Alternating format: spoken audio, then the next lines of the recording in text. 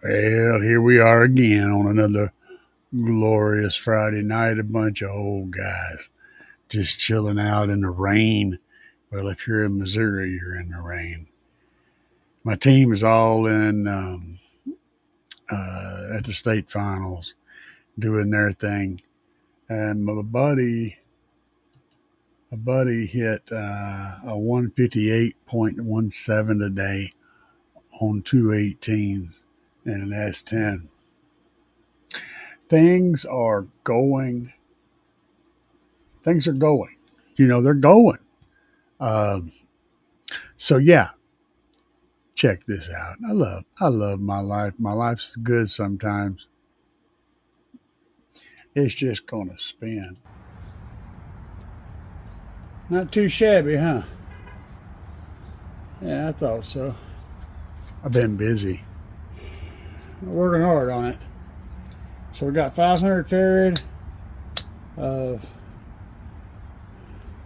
Maxwell uh, caps, 16,000 watts of power on the subs, 2,000 on, about 2,500 on mids and highs. Got two Trump Dunner lithium, 90-ish amp hour batteries back here, and a 370 amp alternator. We're doing things. All of that, doing this. Yeah, baby.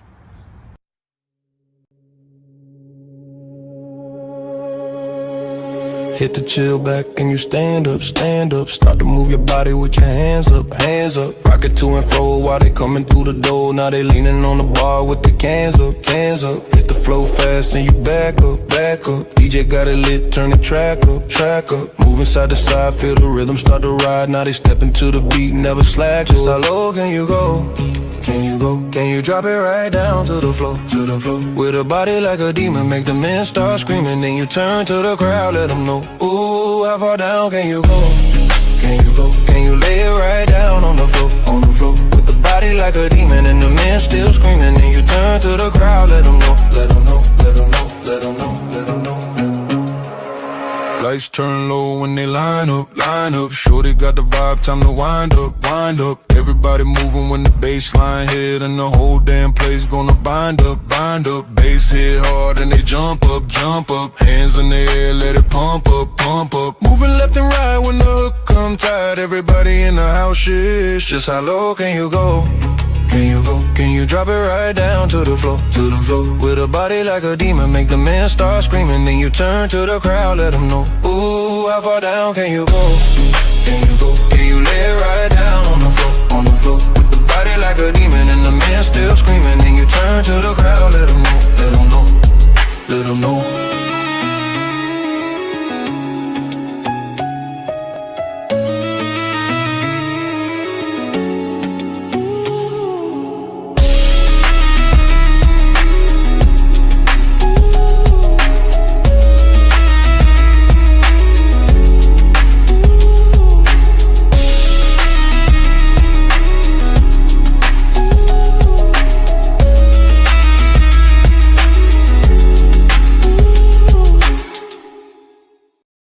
Yeah, baby.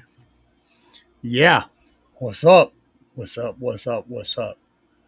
Make sure I got sound because you know how that train wreck happens. Pardon me, guys. Let's see. We're exploding all over the place. Um, so we got Bobby B, Corn Nut, Dubby, and I don't see El Fuego. I'm sure Bobby done already messaged El Fuego because he gets to sleeping, fire and how it likes to, hit the bed. um, let's see here. Play it. Live it said, "What's up? What's up? Digging the new track, man. Thank you. I got several of them up. I pulled one off because when I got in the Tahoe and listened to it, it didn't sound quite right. So I pulled it down and I've been working on it, getting a better version of it up. Frank M is in the house. Let's see here. How's everybody? T. Corley said I may not be able to hear anything. We're sitting there watching the game. All right, good times. And Red Pill's trying to get Bobby to give him something. I don't know what the heck that is. I saw Frank post a question about DSP. I've got 5 videos on the channel about DSPs. One of them, well, several of them actually. I've got a couple of different ones showing how to use a DSP, basic functionality and intermediate functionality. Let's look at through here to see. I think I have another one in here somewhere. Let me see here. Oh yeah, I've got many. All right, so I knew I had some. I've got one using the ADD SP68 from Audio Dynamics. I've got 5 on the B2 DSP. I've got one on installing a DSP, one on the Timpano 4-channel DSP. I got one on answering questions about DSP and tuning, inverting subs. I've got one on the 4.6 AT auto tuning DSP from. Actually, I've got multiple on that one also. I've got another 12-channel DSP that I found a while back. How to use DSP software for dummies like me. I got that video, which is pretty self-explanatory. And there's a whole bunch more. But the one you're probably wanting is how to use a DSP for dummies like me. Let's see here. Let me get that one up here. Copy the link. I'll put it in the chat for you. Unless everyone wants me to go over this, you can watch it after the show or at your leisure. Let's see here. I have a bunch. Rawcat's got some really good ones too. I highly suggest, though, that you watch mine first because I kind of start at the ground and come up. And then Rawcat kind of starts out up here. So if you don't have the foundations, sometimes you might get a little lost, and it might be good that my little videos, like 30 minutes long, I go through a lot of the basics, and Rawcat can take you through the more advanced stuff. But it's something you want to build block by block. You don't want to try to eat the whole thing at one time, or you're just going to not get any of it. You know what I'm saying? It can be if you look at it as a whole thing, it's a very, very complex thing with lots and lots and lots of stuff. But if you look at it in chunks, you can learn the chunks. And once you start learning the chunks, you'll start to learn how they interplay with each other. And I think you'll build up a general understanding of it. And then you'll be able to look at any DSP software and get it pretty quick, because there's stuff, once you figure out where the things are that you know should be there, are at, and how do you get to them, then you're golden, because they're all similar in a lot of ways. They all have like 95% of the same stuff. It may be in different places, and it may be a little bit bigger or better or less, and not as good, but it's all there. Ooh, wait. Okay, I'm trying to get my head out of my butt. I've had one of those days where I got out and did a little bit today, but actually I actually got quite a bit done. I got a lot of finishing stuff done because there's been a lot of stuff that I was right on the edge of having done, and I was able to complete those projects. But it wasn't a lot of effort to do it. It was just the last step. You know what I mean? The last step, the easy stuff was what was left. Hostile Hair is in the house. He's like, what's up? What's up? What's up? Red Pill said, go watch Wildcat. Yep, absolutely. Um, yeah, he's a YouTube channel. Frank said YouTube channel. Wildcat is a YouTube channel. Or, yeah. Rob Payne, what's up, man? Glad to have you. Let's see here. So, oh, man. We're going to talk about a couple of cool things today. So, guys, no matter whether you're in SPL or SQ, or whether you're doing just about anything to do with heavy electronics, you're going to need wire lugs. And I want to show you some that I've gotten that are this little box right here. Now, these boxes are $7 a piece on Amazon.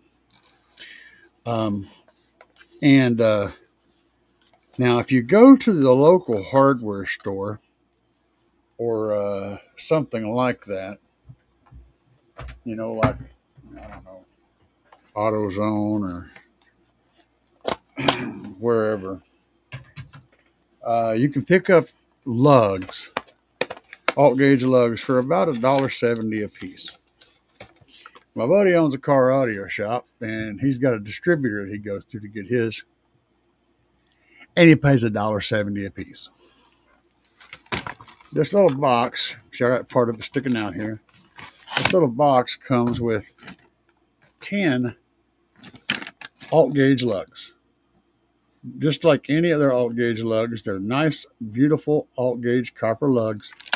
And it comes with 5 red and 5 black heavy duty, I can't emphasize enough, heavy duty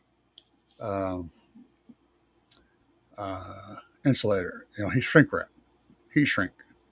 Stuff is thick and tough, and it's got that wonderful shine. You can't see it, but it's got that wonderful marine graded that glue inside, that shine. For $7 for 10, that's 70 cents a piece. The numbers are just. It's like I told him. I said, "Look, man, I get it that you're getting through your supplier and all this, and you kind of have some weird deal that he sold you, But I mean, you're getting screwed, and you're not getting screwed by a little bit. You're getting screwed a lot. They're literally identical. So I don't know why. And I've told him this before, but that's a great price. That's like $6.99 a box for 10, with 10 heat shrinks. I bought 4 boxes because I hate running out of those. I thought I'd poke that at you. Joseph said, I'm late, but make it. In the middle of making new door panels. Ooh, that sounds fun. I really enjoyed that. I'm going to be doing some more to my door panels, maybe over the winter.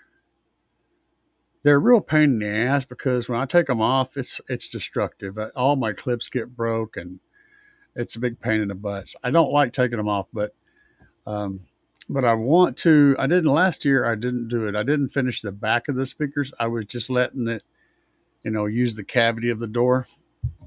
That was a huge mistake. I should have went ahead and enclosed those pods to where they were completely sealed. The catch is, though, is my speaker, which looks like a damn subwoofer. It's got like a 6 or 8-inch magnet on the back of that 10-inch mid. It's got an 8-inch magnet on it. Anyway, it's freaking insane.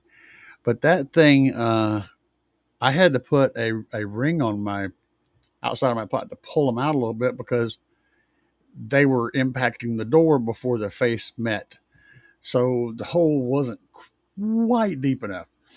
Now I got maybe 1/4 of an inch behind that magnet, between the magnet and the outside door steel of the door. Which means I have got to, if I put a shell in there, it's got to go right up against the door.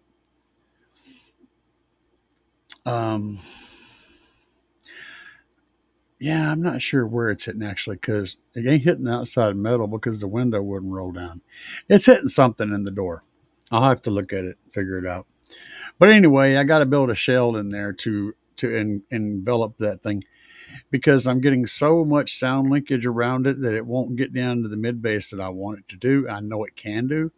It's the door that's the leaky, horrible baffle that it's mounted in, and I need to go ahead and just fiberglass around the backside of that thing so it can be a solid thing. I'm not sure exactly how that's going to go. I may put the stuff together, get it across there, and then put the door panel on the door and press it up against it to help shape the fiberglass around whatever the hell it's impacting. And then just let it sit right there pressed against that panel to dry.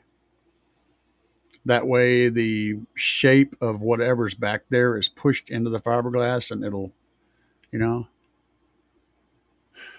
for that first initial, thing. And then I can go inside and lay in. I can do that with the fleece and I can go inside and lay in the fiberglass. I'll work out something. I try to sort problems out in my head, and my head's pretty good about doing that. But right now I have a blank spot because I'm not really sure what that magnet's hitting. It's hitting something though. So yeah, looking for some connectors. Um, Connectors. Are you trying to do like a speed connector? One of my favorites is Dean's plugs. Um, they're usually a red and a black. I like them because they're tough,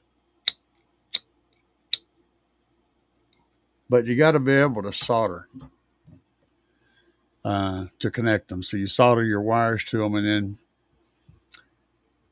snap it in the thing, snap them together, and you get a flip flop. So you have a red and a black and a red and a black, and they'll only go in the right way. And use that old school label maker to do labels on it and slide some clear heat shrink over the wire, and then you'll have marked, targeted, individually assigned wires with nice Dean's plugs on each one. I think you'll like those Dean's plugs. There's plenty of options out there, but bashing RC cars and smashing them into stuff and flipping them into the air and landing them from 40 feet in the air and all the crazy crap that we did to them, those Dean's plugs always held up. They never failed, not once. And whenever I'm doing a base vehicle, that's kind of the shit I'm thinking about. It's like my buddy was putting in some stuff, and I said, well, get a hammer and just start hitting it. After you hit it about 5 or 6 times, if it's still there, then it's probably okay for a base vehicle. If you break it with a hammer in the first 5 seconds, it wasn't going to last anyway. Yeah, to connect speakers in the doors. Yeah.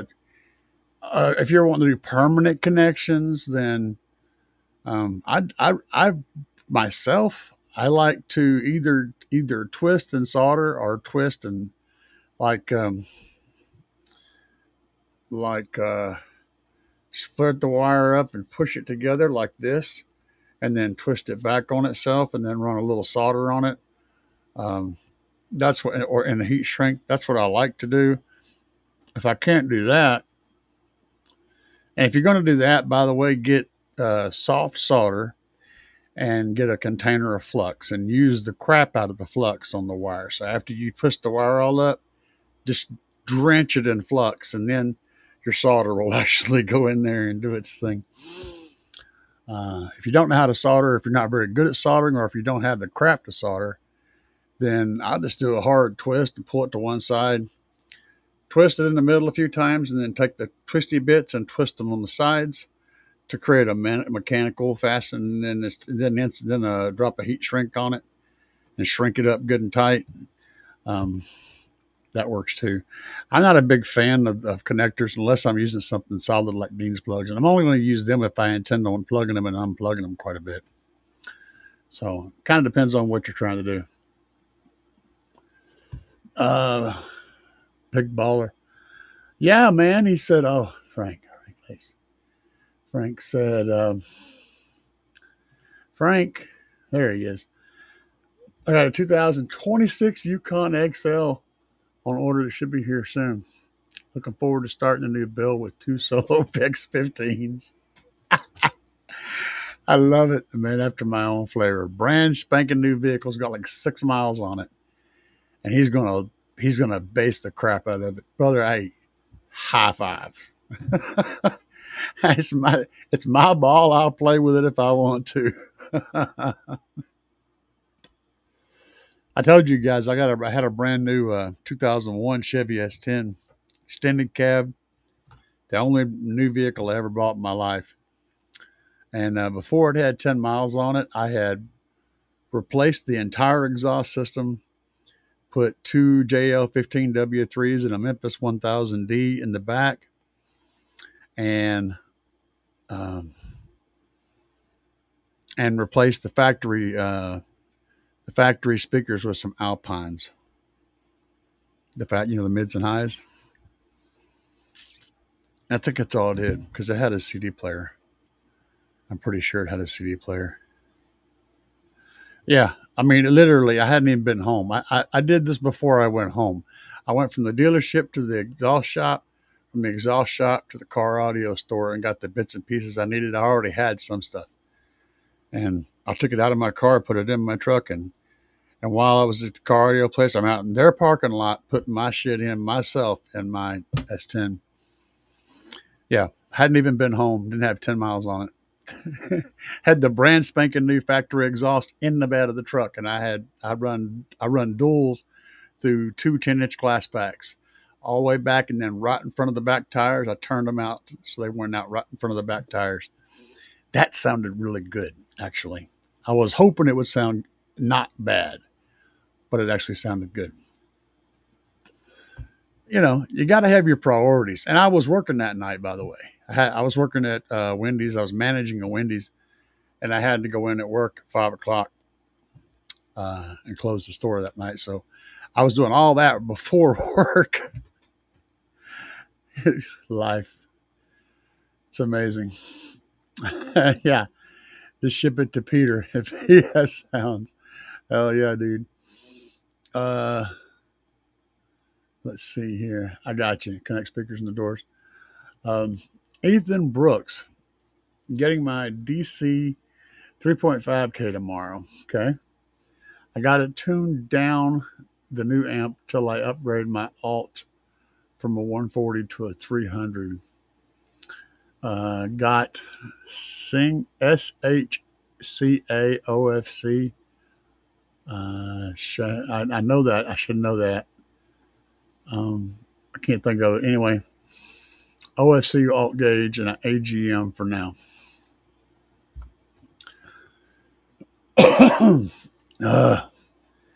Yeah, if you're going to upgrade your alternator, I would upgrade my battery, or actually, I would add a Trunk Thunder Lithium 5K to that build, and you won't have to upgrade your alternator.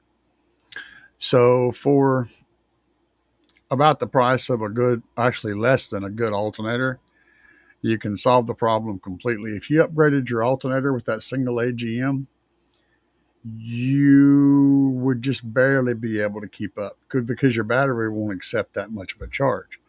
No matter how much amperage you throw at it, it can only take in 50 or 60 amps constantly, which means you would constantly be running off the alternator. I mean, purely off the alternator. And if you ever upgraded the amplifier, you'd be right on the edge with that alternator to keep up with. You might still see your lights dimming. But if you went, instead of getting the alternator and got the 5K V2 from Trunk Thunder Lithium, you would actually solve all the problems. Your headlights would be stable, your voltage would be stable. It would just work because it can take in the full power of that alternator instead of only part of it. So there's that. Then, of course, the next upgrade you would do after that would be the alternator. The next time you could upgrade something, with a nice big alternator, that 5K V2 could handle 8,000 or 9,000 watts without any issues. But if you just upgraded the alternator first, you would barely be able to handle what you're pulling right now. So it's like you're better off to do the lithium battery first and you add it. So you don't replace yours. you add it back by the amplifier, um, and then upgrade the alternator at a later date. But either way it goes, we'll get it done. Let's see here. Frank said, I've never hooked a system up to stock head unit, but guessing that's where the LOC comes into play. Yeah, your LOC is your line output converter. You can do a whole lot of different things there, and I suggest using 9-wire. So, so you need. Let me think about this. You're using a stock head unit, so you need the RCAs to into your amplifiers. Okay. So I'm trying to think of what kind of vehicle you have. Um, Let me see. Where would be the best place to put that? So I would take, if possible, I would pick up my signal as close to the amplifier as you can. That way, you're not having to run a long RCA run to the amplifier. So that's the higher voltage on those speaker wires is going to reject noise. And so once you've reduced it to line level, which is what the LOC does, and put it in an RCA, now it's more susceptible to picking up noise. So I would try to run that high level speaker level signal as close as possible to where you can run the shortest possible RCA. Now, from your amplifier, after you go into your RCAs and you go into the amplifier and you're sending it back out to your speakers, then you can get yourself a piece of 9-wire, and it's got 8 individual wires set. It's got 4 wire sets. Speaker four sets of 2 wires, white, gray, green, and purple usually. White being the driver's side front, gray being the driver's side or the passenger side front, green being the driver's rear, and purple being the passenger rear. Of course, you don't have to use them that way, but that's the way they're typically configured, like on out of a aftermarket head unit or whatever. So what you do is you got those sets of wires, plus you have a blue wire. So you take and hook up the blue wire to the remote on your amplifier, and then all the speaker wires to the outputs on your amplifier, and then run those all in that 9-wire up to where your current radio is now. And then you can disconnect the speaker wires from the back of the radio and tie them into that 9-wire. And that gives you the ability to use the existing wiring throughout the vehicle. Makes it very easy to transmit your remote and all your speaker wires up to the front. So at that point, that you only have one, 3/8 of an inch or so thick cable that runs from front to back, and then it ties right into the speakers up there, or wherever they are. You may some vehicles you have to pick them up at an amplifier, at a factory amplifier, and get the speakers there. But I think on yours, you probably got it in the back of the radio. Anyway, I'm probably getting way too deep into that subject. But if you have any questions about it, I'll try to answer them. Just ask me direct questions, and I need to know. Give me a little bit of information about the vehicle. I can't remember what it is. You kind of have an idea of the stuff I need to know now. So let's see here. Sky High Greg, yeah. Sky High Car Audio, yeah, that's it. Sky High Car Audio. It's Gary. He called me Greg. Greg sounds like a real freaking prick. I don't want to be a Greg. There's probably a Greg in this. There's probably a Greg in here. Greg is always like, Greg. Look, it's Greg. He's the captain of the football team. His shit smells like posies. Ethan, what's up, man? I see it gets too cold where I am for me to safely run lithium. Unfortunately, it can be sub 32 degrees for months at one time. and I want to be bumping all winter. Will, Will, Nancy, yes. Um, Trucked under lithium is rated for negative 32 degrees at a maximum. So, yeah, I mean, it's going to have diminished performance at that temperature, but if you're experiencing, um, like sub 32 is not a big deal. If you're experiencing like negative 32 or close to negative 32 for months at a time, then I would ride on that train. But you got another 60 degrees under you that you can go under that 32, and they'll work up to about 75 to 80% efficiency, even when they're pretty cold. And as you start using them, they'll warm up really quickly and start performing at their full power. So it's not a terrible thing. Uh, and don't take my word for it. Send a message to Trunked Under Lithium and ask them about the rating. I think it's actually on. It's not on the website, but he will tell you they're rated at negative 32 degrees. Not all LiPo4 can do that. In fact, Headway is something you just do not want to play around with. But the Trunked Under Lithium batteries can handle that cold with diminished returns. So yes. However, if you're still adamant at 3.5K amplifier, that's I figured 350 amps at full tilt maximum possible intake, but more likely it's going to be around 175 amps at the maximum full tilt boogie because you are going to be running a dynamic load. And your battery is capable of continuously taking in about 30 to 50 amps constantly with that 0.3 to 0.5 C. So you're actually going to be pulling more power than your battery can replace. But if you run a 300 amp alternator, you'll have that much power.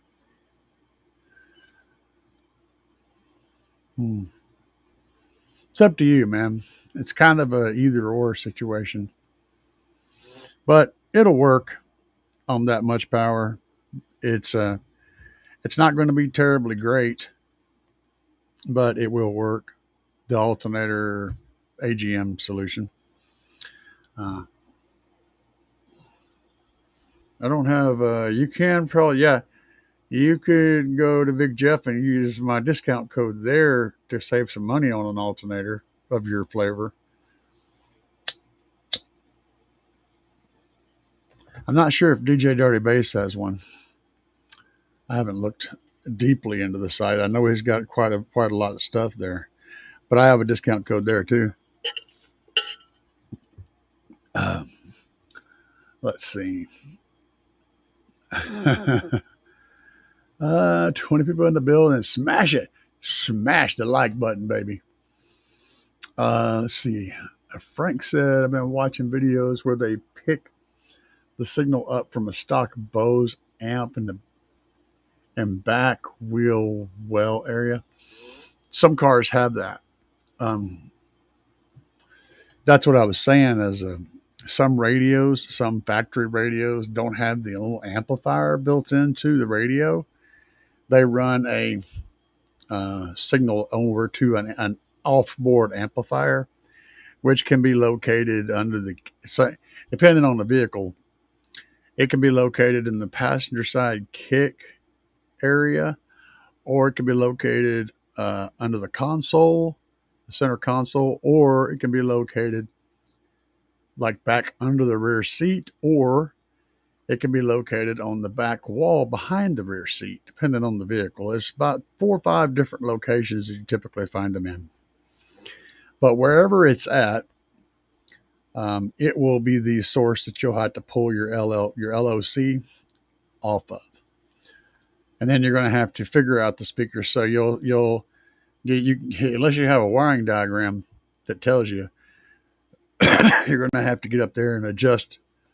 Once you find the speaker wire grouping, you'll adjust the volume, you'll adjust the settings so that you have only one speaker playing, and then you'll find it and get the signal from it, and then you can adjust them for the other speaker, and you find it, and you work your way through them until you find all of the speaker connections that you need. Technically, you only need, if you're pulling it for just a bass amp, you only need one set of connections, but it needs to be one of the front doors or a subwoofer signal to get the most out of it. If you're pulling for 2-channel amp and a sub amp, then you're going to want to pull 2 sets, a right and a left channel. Yeah. Let's see. Yukon XL. Oh, okay. Yeah, 2026. Shit, bro. I don't know. That's a bigger vehicle. It could be a whole lot of places. Where'd you say you think it was? Stock Bose amp in the back Wilwell area. I think, do they have a subwoofer located back there? Head over to crutchfield.com and put your vehicle in there and do some digging around for how to instruction sheets on that vehicle for like adding a subwoofer, replacing the factory subwoofer, replacing speakers. Look into that. Because they have some really good write-ups and stuff on those and on the newer vehicles, and can save you tons of mistakes. You'll be able to figure that out pretty quickly. Crutchfield is your friend when it comes to digging up information on a very specific vehicle. Let's see. Red said Google Diam 25 or 26 GM interface. You got that right. What's up? What's up? A little late, but I caught you. What's up, Rob Richards? It's all good, brother. We're just chilling like a villain. Adrian said, yo, what I missed? Sorry, I'm late. Oh, man, we've just been talking about different people's stuff, kind of what we do all the time. You bring a question to the table and we'll try to answer it.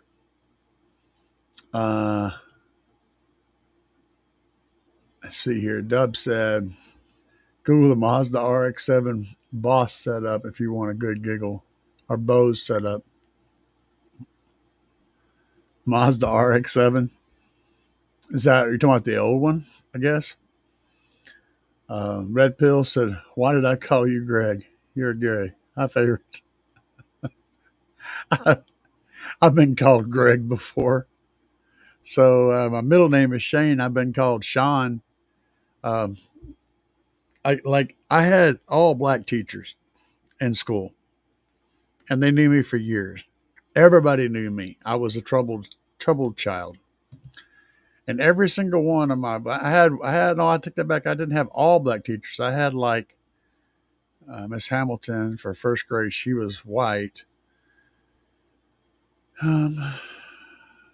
Miss Turpin, my 5th grade science teacher, was white. Other than that, they were all black. Anyway, all my teachers could not pronounce. I went by Shane back then, Shane Thompson, right?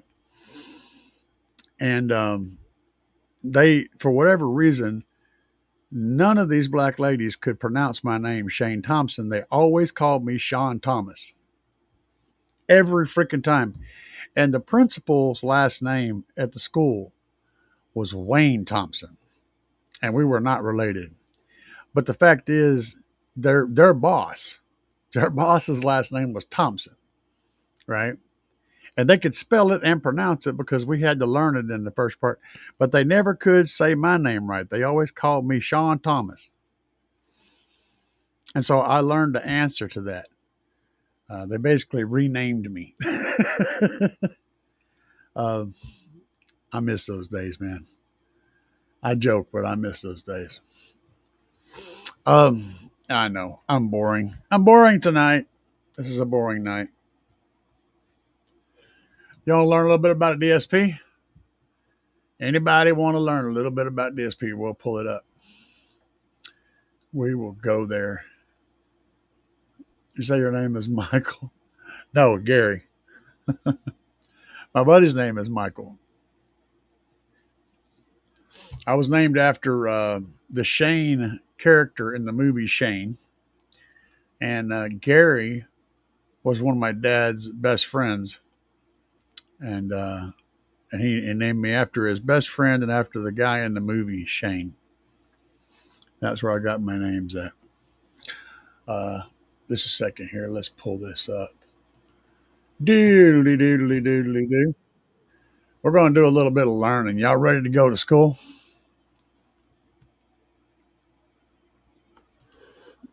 Uh-oh. This looks like trouble. This looks like trouble. All right, let's see here. See what I'm talking about. Now, before I start, actually, I should just start because I'm going to explain all this crap. But this is an A-Wave DSP software. It's kind of obvious that it's A-Wave. I don't think they sell this DSP anymore. But this software is very similar to pretty much all the software out there. Let's listen to my idiot self ramble for a minute. What's up, people? Today, we're going to do a lesson on how to use your DSP software. And this is not a lesson on how to tune, although there will be some tidbits in there that will help this guy's annoying. Explain how that works. But this is essentially to help those people who look at this and go, holy crap, that's a lot of stuff. I'm overwhelmed. I don't know what to do, and I'm lost. Now, I had to study it for about half an hour. Get you unlost. So, first of all, let's talk about the basic components. This is a piece of software, by the way, from a Wave DSP, which is a decent DSP, but that's not important. So we're just going to use this as the basic because it is very similar across the board to. You see, my brain has not degenerated much. Very similar. It's they all still look pretty much screwed like up. This. When you understand how this one works, you'll be able to transfer that knowledge to any other piece of software you're using. So let's get started. Okay. Up here in the top left-hand corner, this is our source area, okay? So first of all, just covering this in chunks because it's not that bad once you break it down. This is Hey, if you guys have questions, put them in chat and I'll answer them during the video. Blah, blah, blah, blah, blah. This DSP has multiple ways to get information into it. The main is what you're probably going to be using. This is the line ends, this is your coaxials plugging in, okay? You've also got an aux, an extra input that you can use. You got a Bluetooth input, so you can Bluetooth from your phone or your tablet or your computer or whatever straight into this device and send information, send music straight to this DSP without using any wires. And of course you got coax, you got multiple different sources. So that's what you're doing is you're selecting a source. And down here, this is also input. All this is input, right? So you're going to be using 2 channels of input, 4 channels, 6 channels, or some odd mix, like a 5 channel, for example. So if you're doing 2 channels in, meaning you've got a left and right RCA, and that's it, okay? You're going to send that to the DSP and let the DSP dictate all the other channels. Now, Debbie said, is there any way to tune my engine noise? I want a lower frequency hum from it. Yeah, you can put a capacitor in the line that's causing the noise. And that'll actually take the high end out of your engine noise and make it lower. Asshole. So yes, you can tune your engine noise. All you need is a cap. Um, W said,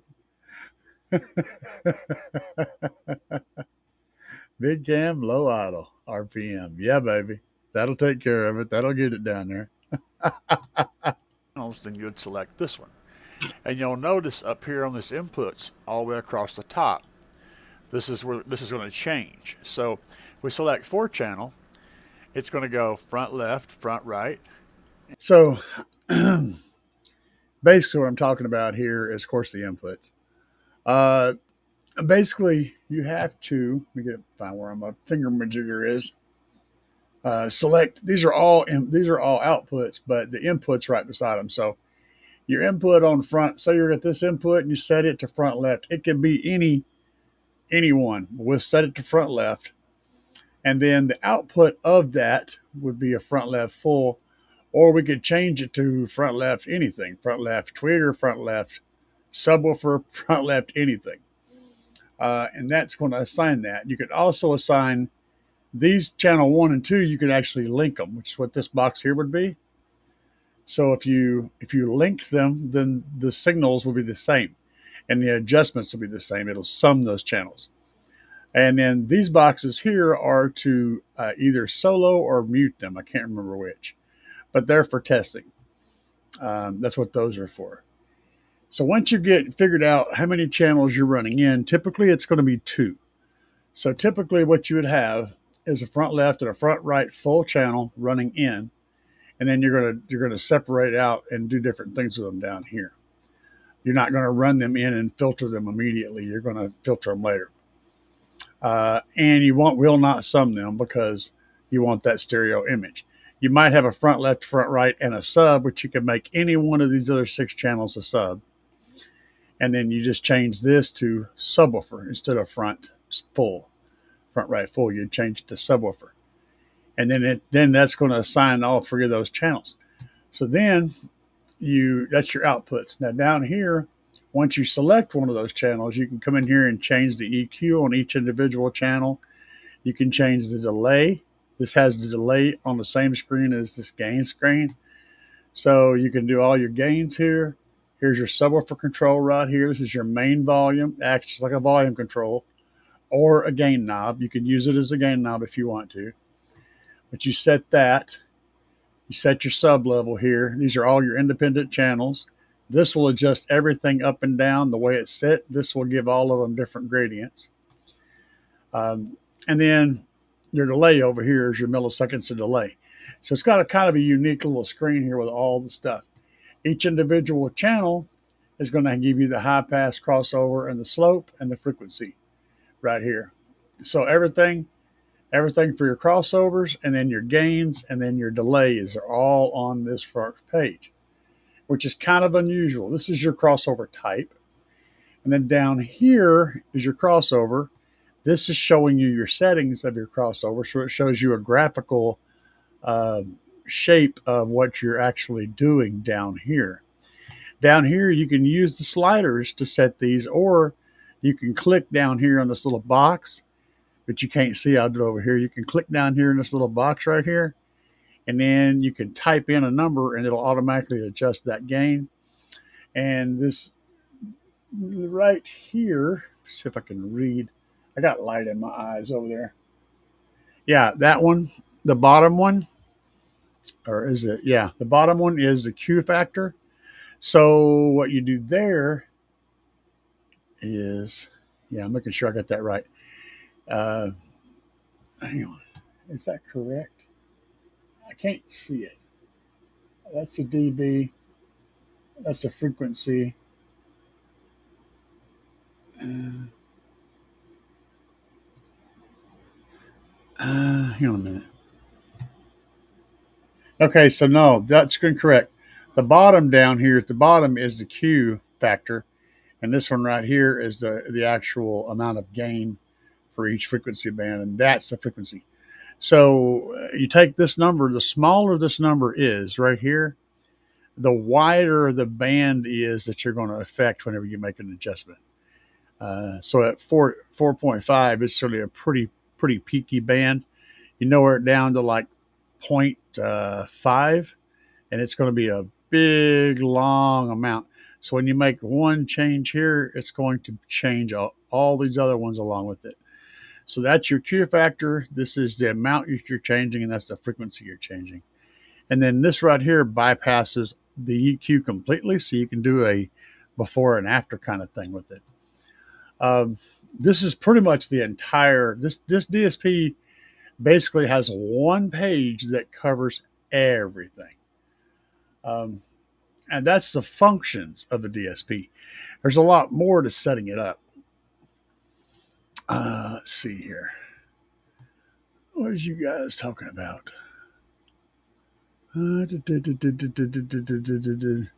W wanting to tune his noise. What's the DSP level out? Will the DSP level out each song? This one, it will not. This one will not. That's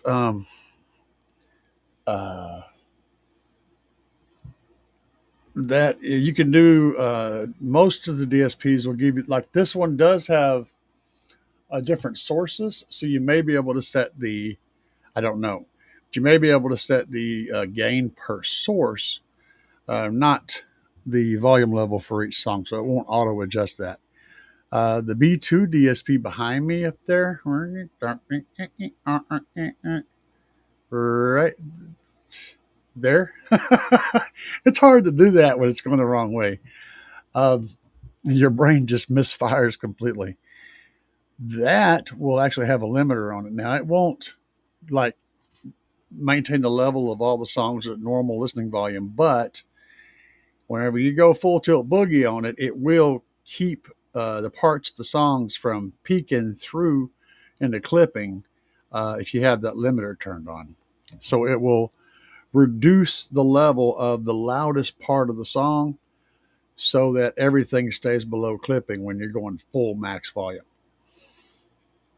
Basically, it takes away the dynamic of the song and just sort of flattens it out. Like a compressor. It compresses it, if you will. It's almost the same thing as a compressor. But not quite. They do work differently. Yeah, I know what you're saying. And no, there's not much out there that does that. I think there may be a few random head units that can do it. But I can't remember if there's a DSP that can do it or not. There might be. That would be very cool. I would very much want that.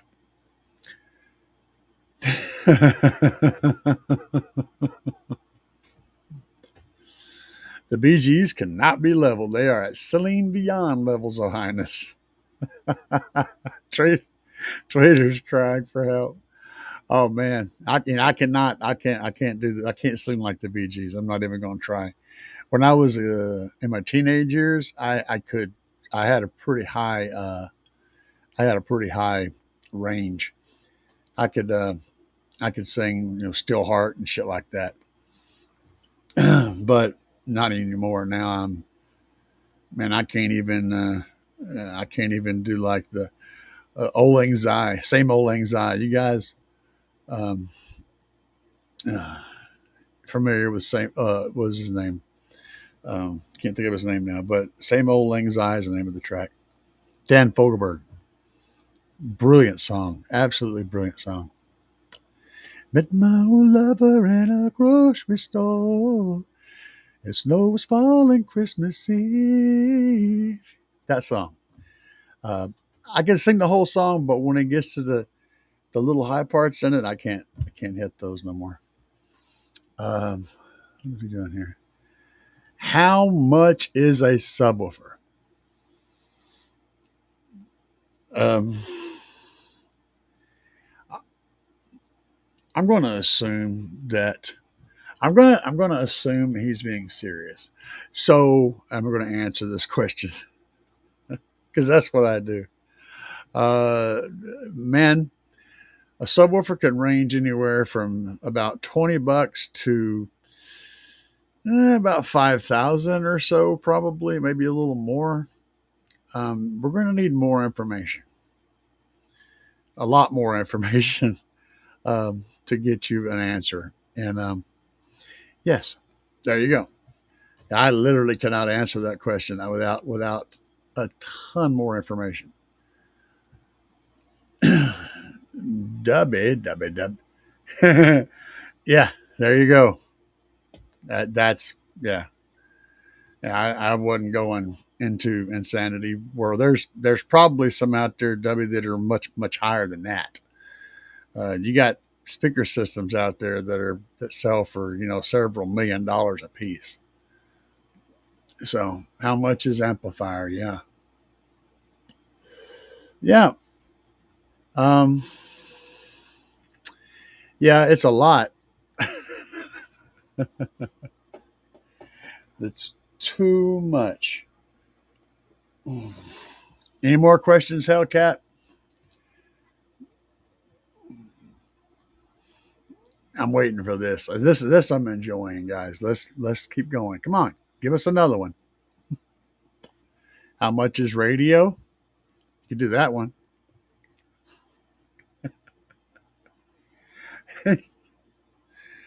I'm not sure how to handle this. Uh, Seeing that a video on YouTube of the critical mass subwoofer and a prefab cooked me. Uh, what is the amplifier behind me called? Okay. Um, Pile of pride, yeah. The amplifier behind me is a Slaps 4-channel mini. It's 160 watts by 4, and it's bridgeable, so it can play a 3-channel system like left to right in a sub all by itself, and it actually did a pretty good job of that. And that little amplifier cost about $100 at Slaps Audio. If you use discount code CAE, it'll knock 10% off of that price, so you can get it pretty cheap. And that little amp will absolutely carry a whole car by itself. Not super loud, mind you, but you'd be surprised. I can get about 300, a little over 300 watts out of that. For we're bridging the 2 channels together, and that'll do a pretty good job on a little subwoofer. It's driving that 15 over there hard.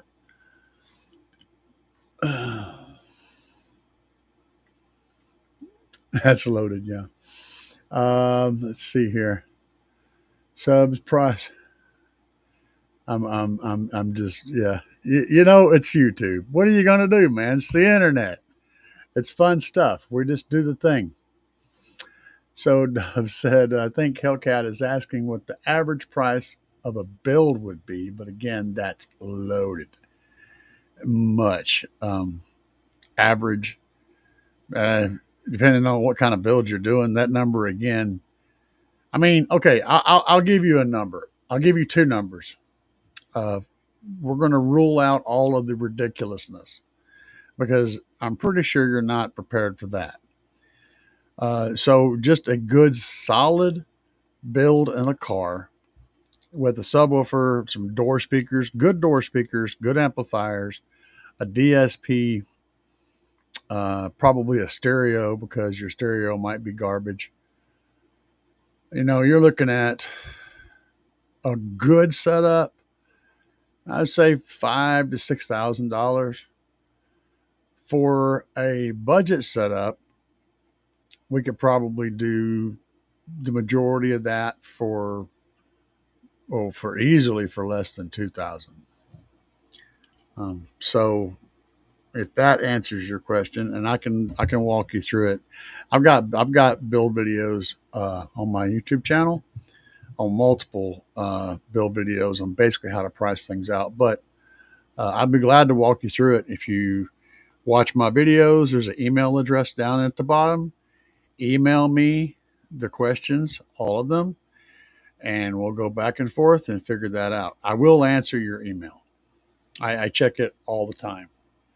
In fact, I've been in touch with one lady who I've been working with for the last 3 days on how to build a port in her existing subwoofer box.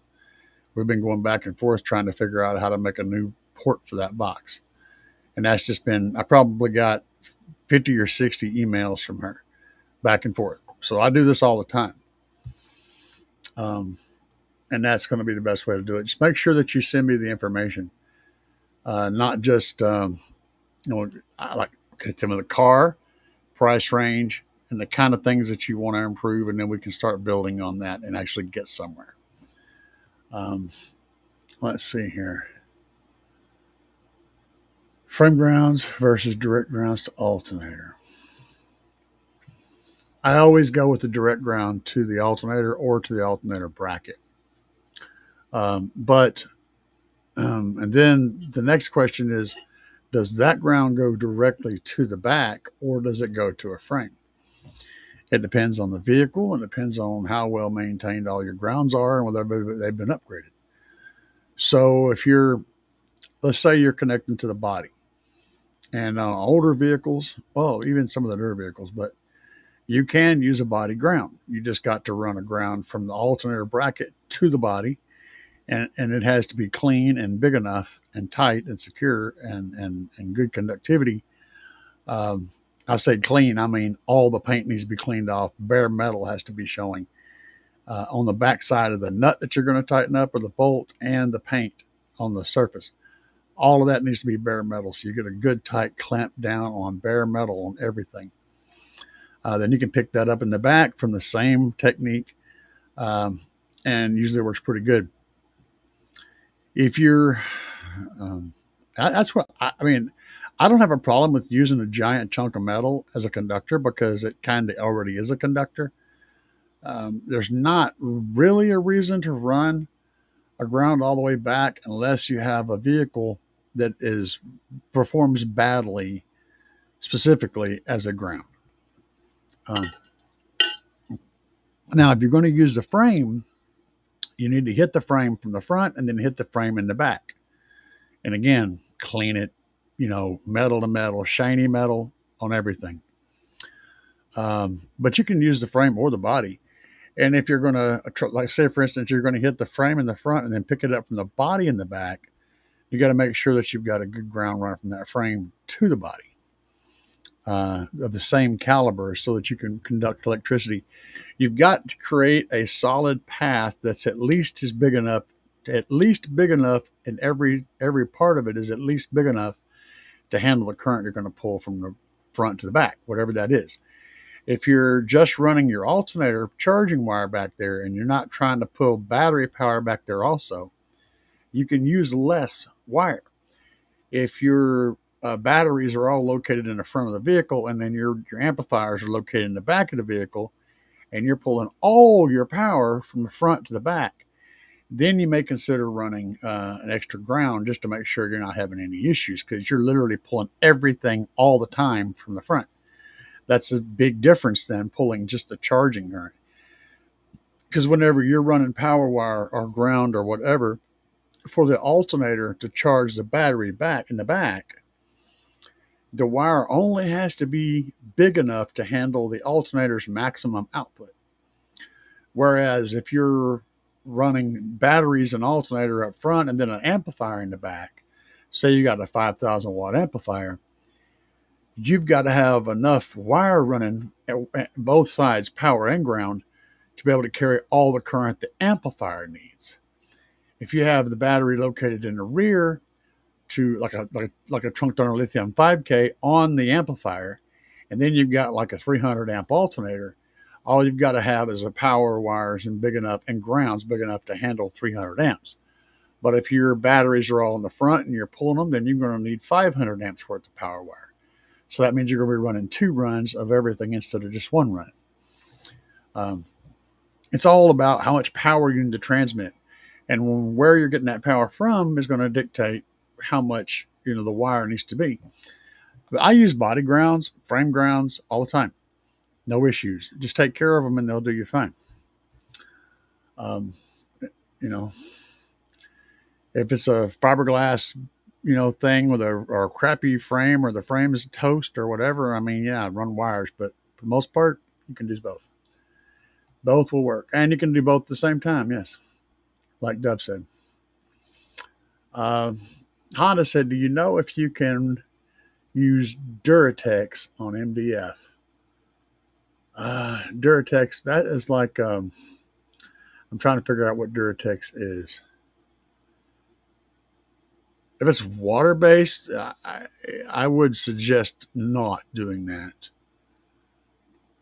I know I should know what Duratex is, but I can't place it. Uh, let's see here. I got told by the SPL guys to Adrian. Yeah, you can run both, but I mean, you're never going to have too many grounds. Grounds are good always, so that's not an issue. If it looks like a place to put a good ground, connect two things together, throw one in there. You know, if you got extra bits laying around, connect them together. Grounds are not going to hurt anything. Mm.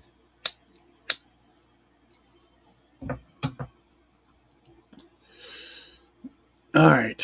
Hello, Cat said, what show do you recommend me buying? What's the first start? That what do you like so we can be mine for my first subwoofer float for my first car? I'm going to have to I'm going to have to break out that tequila, I think. This is going to be one of those nights. I don't even drink anymore.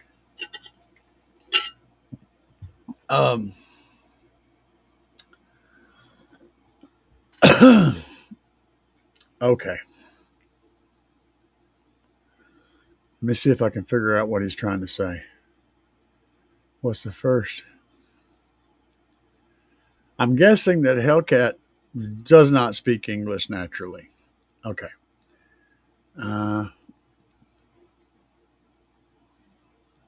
First subwoofer float for my first car.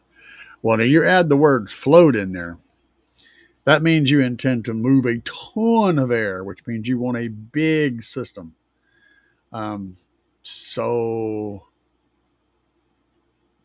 like,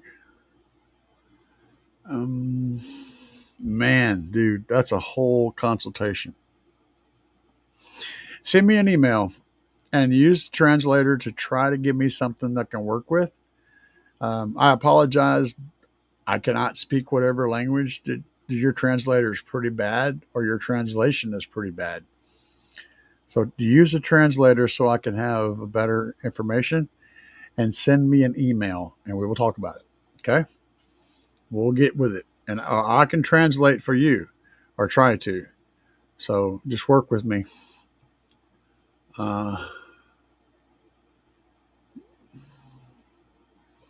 Yeah, it could be.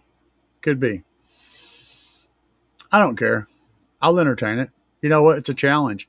Anytime you do something with your brain that you don't normally do, that keeps the brain cells active and keeps the things firing, the neurons firing in your head. If you're letting it stagnate, then it don't do anything. So you have to work with it. Let's see here. What did he say? Port linked accuracy from WinISD versus Subbox. WinISD, but they're both going to be pretty close. And if they're not, you're probably entering information incorrectly somewhere in one of them. They should be virtually identical. WinISD, one of them, I think WinISD, I believe WinISD actually uses your power as a factor, the amps power as a factor. And whenever you add the amps power as a factor, it will change the parameters that it gives you for the box. So for example, to round that statement up, the same JLW3 15, okay, in one box tuned to a specific frequency, will work with, say, 100 to 500 to 300 watts. But if you get up in like 500 or 600 watts or 700 watts on it, that port may not work as well. It may get noisy. So it depends on how much power you're putting on things. And some of your box designing software and your port calculators do not take power into consideration, and therefore they can't give you velocity or port velocity, which is what you need to determine whether it's going to be noisy or not. If whichever program asks you for how much power and actually gives you a velocity, a number at the end, and whether it's a good velocity or it's too high or it's not, it's not going to be very windy if it's too low, but if it's too high, it's going to make noise.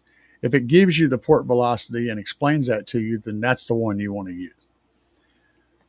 If it asks for your power, your amp's power, how much juice you're putting onto the system.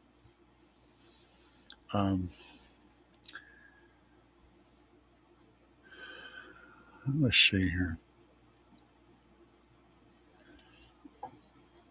Yeah, it would probably be WinISD.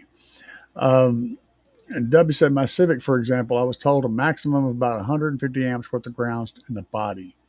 If I want to run more, then it will have to be with a ground cable running back. That's because the body grounds they have running from the engine to the body and from the body to the everything else, those grounds that they have, those ground straps, are only rated for that much power. So if you went through and doubled up on those straps and added a piece of alt gauge to them, you could run much more current than that through there. It's one really big piece of wire. You just gotta sew up all the weak spots and give it strength in those areas. So you look under there and find those little braided flat ground cables, and don't take them off. Just add a chunk of alt gauge running from the same 2 points. Leave a little slack so that everything can move and twist without putting any tension on it. And once you've accomplished that path, that chunk of metal can handle thousands and thousands of amps. It's the links that link everything together that's the weakness. Rob says, what's up, Rob? That was aggravating me. Your life on the port in the box, in the old box, was aggravating. That was me aggravating your life on the port. Oh, okay. Got you. Very helpful. We're getting there. Good. It took me a second to realize Payne, the last name. Yeah, that. Aha. Gotcha.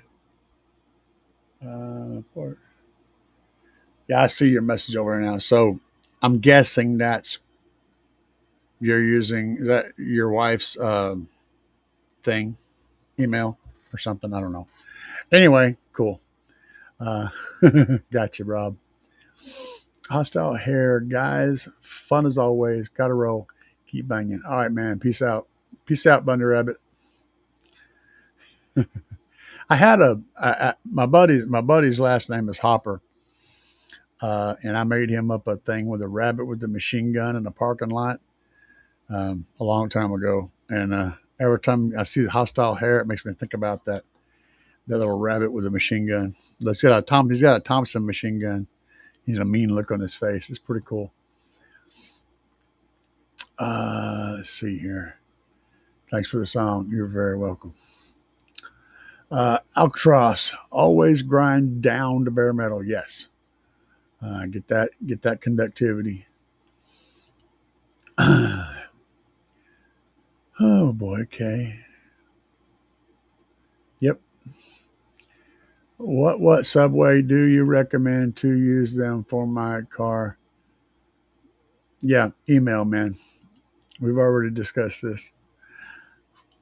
I can't speak the language that you're using. Paint after so you don't rust out. Yeah, you can do that. You can also use dielectric grease.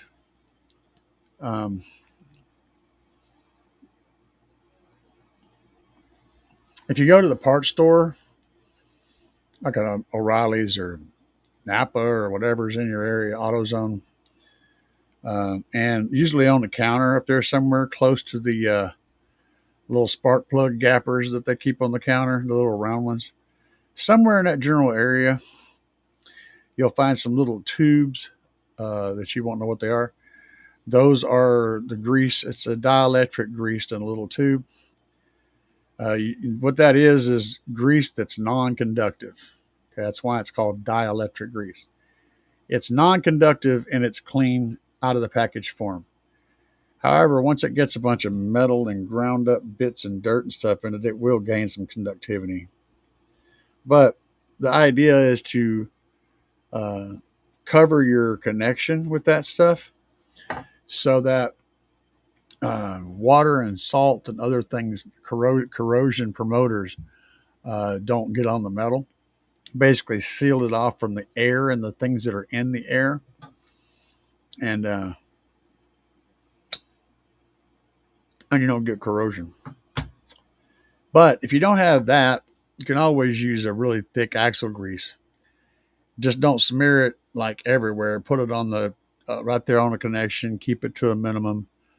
Don't let it be all over the, connecting like big, huge glob connecting to the metal of the car, to the battery post or anything like that. Just cover the connected area and the connection itself and you're good. Or you can paint it, and painting it works most of the time. Not all the time. Pride M5, yeah. Do all out first time, yeah. Yeah, he wants to float babies and don't even know what a car is. Let's see.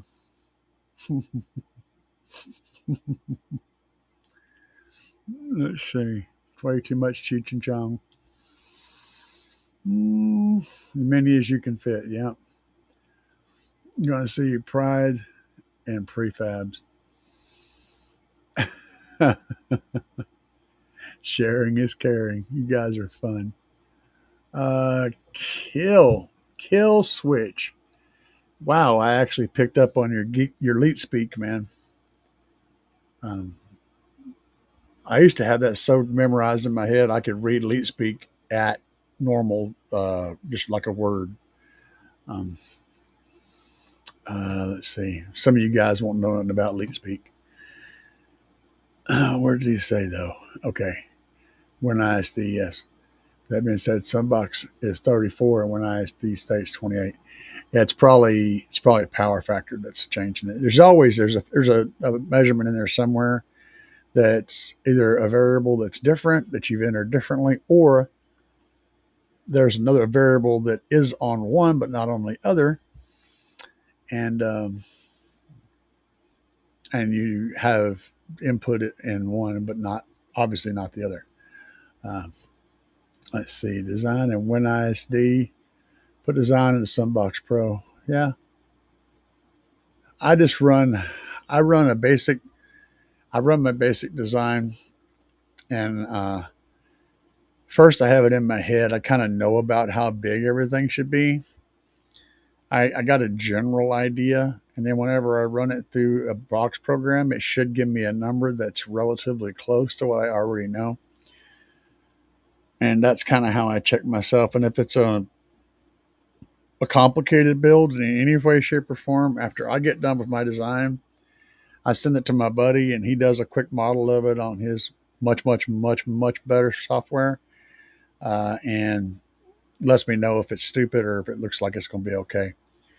Sometimes we'll do that. Let's see here. But yeah, doing it in different softwares is a good idea. Might just meet in the middle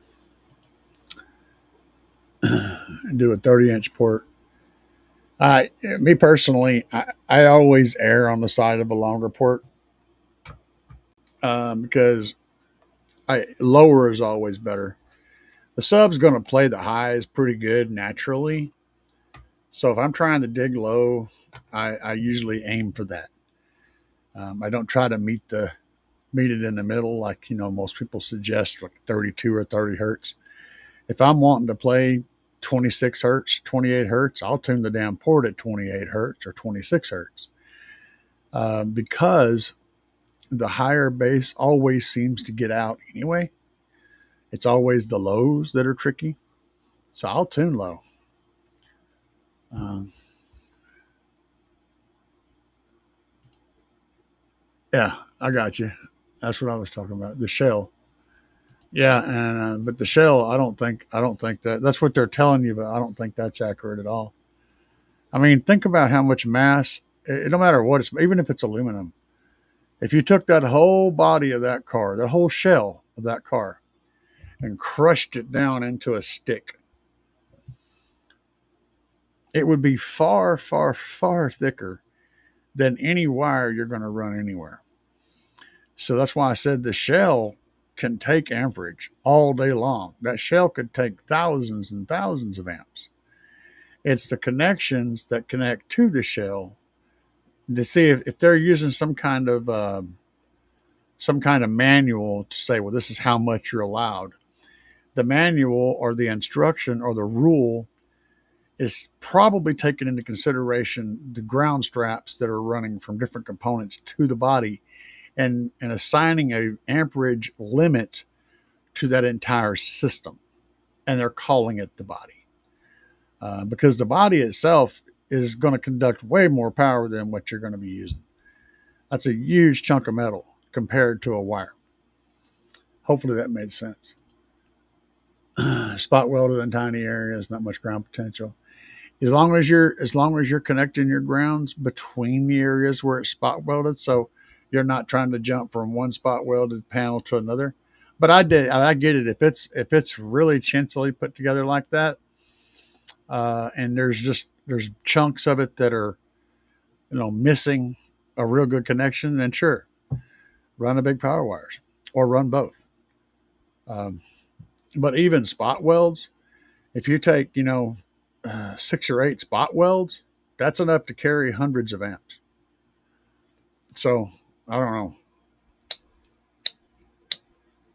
A spot weld is like a quarter inch of metal minimum, you know, and that's. I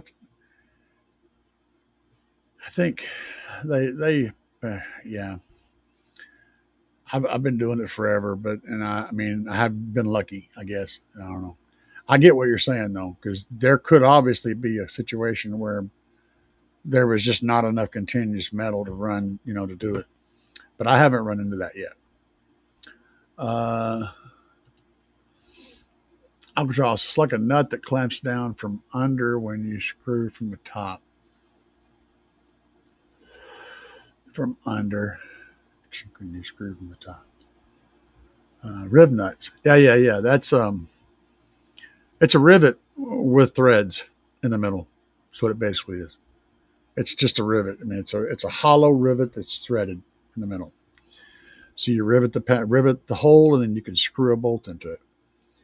But there's other variants of that too. The rib nuts is one. There's also the T nut. Is that what it's called? Where you have the nut on the backside and the little part that kind of pokes up in the hole from the backside, and the screw pulls it into it. I think it's called a T nut. And you've got nut certs, which you drill a hole and you screw the little device into the hole, and then you screw your bolt into the nut Um, yeah, there's a few. I missed Leet Speak. It gets blocked most places. Yeah. We had, for a long time, man, I ran, we did all the RPG games. World of Warcraft, probably the biggest one, Lord of the Rings Online when it came out, Guild Wars, the original Guild Wars 2, um, Avion, whatever that game was called. Um, there was a bunch of them. And of course, Dungeons and Dragons whenever it was possible, and it is a role playing board game. But LeetSpeak was, hell, that was almost my primary language. I was a hardcore geek, a hardcore nerd, man. A big boy. I was 300 370 pounds. I was about 120 pounds heavier than I am right now. I was a big boy, had long hair. Yeah, I was something else. Kill switch for one last question. about WinISD. Is volume net or total? Volume net or total? If it's total, then they will give you a net. I can't remember on WinISD. I haven't used it a whole lot. But if there's a spot to put in volume and you put in a number, it should give you a net variant of that number, subtracting the port diameter, the port's total volume, and your speaker's volume. If you don't know your speaker's volume, just put 0.2 for pretty much all drivers. It's going to be 0.2 or 0.25, something like that. I usually just use 0.2 if I don't know any better. It's going to take that into consideration, how much room it takes up, and also how much volume your port takes up. And it takes into consideration the thickness of the wood. So it'll have a spot down there to ask you how thick the wood is. And a 3/4 inch is usually 0.69 or 0.68 or something like that. It should be 0.75, but it's not. It's a little less than that. So if the program asks you for thickness of wood, and ask you for your subwoofer's airspace that it takes up, and then it wants you to put in your volume, and then it gives you a smaller number, that would be the net. The smaller one is the net, and the one you put in will be the gross. It's almost, on this box design software, it's almost always the gross that you're putting in, and then it's going to calculate the net. But it can only calculate the net if it asks for how thick your wood is, whether it's double baffled or not, all that stuff, and how much displacement your speakers have. So if it's asking you all those questions, then it's going to be gross that you put in. Let's see here. Fact slower is better. Damn right. Careful with those hand gestures. I've warned you before. What did I gesture? What did I do? Did I flip you off or something? I wasn't even paying attention. I would never do that, man. I just itch. Sometimes I get an itch right here on my forehead, and God, I can't stop scratching it. Alcatraz, WinISD gives me wrong port links every time on my commouter. Like negative numbers. Oh, if it was giving you, yeah, hold on. You're doing, I know what's happening, but I can't remember right at the top of my head.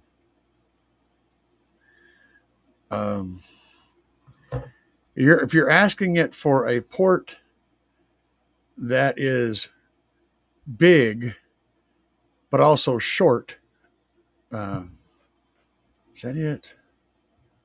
I can't remember. I got to take a little break. So give me a minute, guys.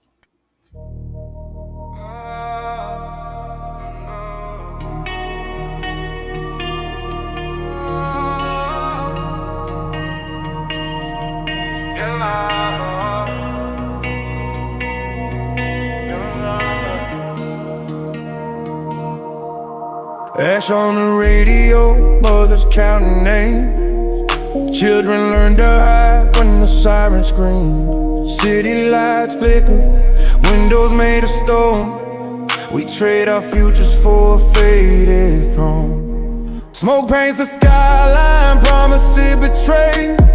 History repeats like a game we played. Man signed their name with a cold dark pen, then march back out smiling, let it begin.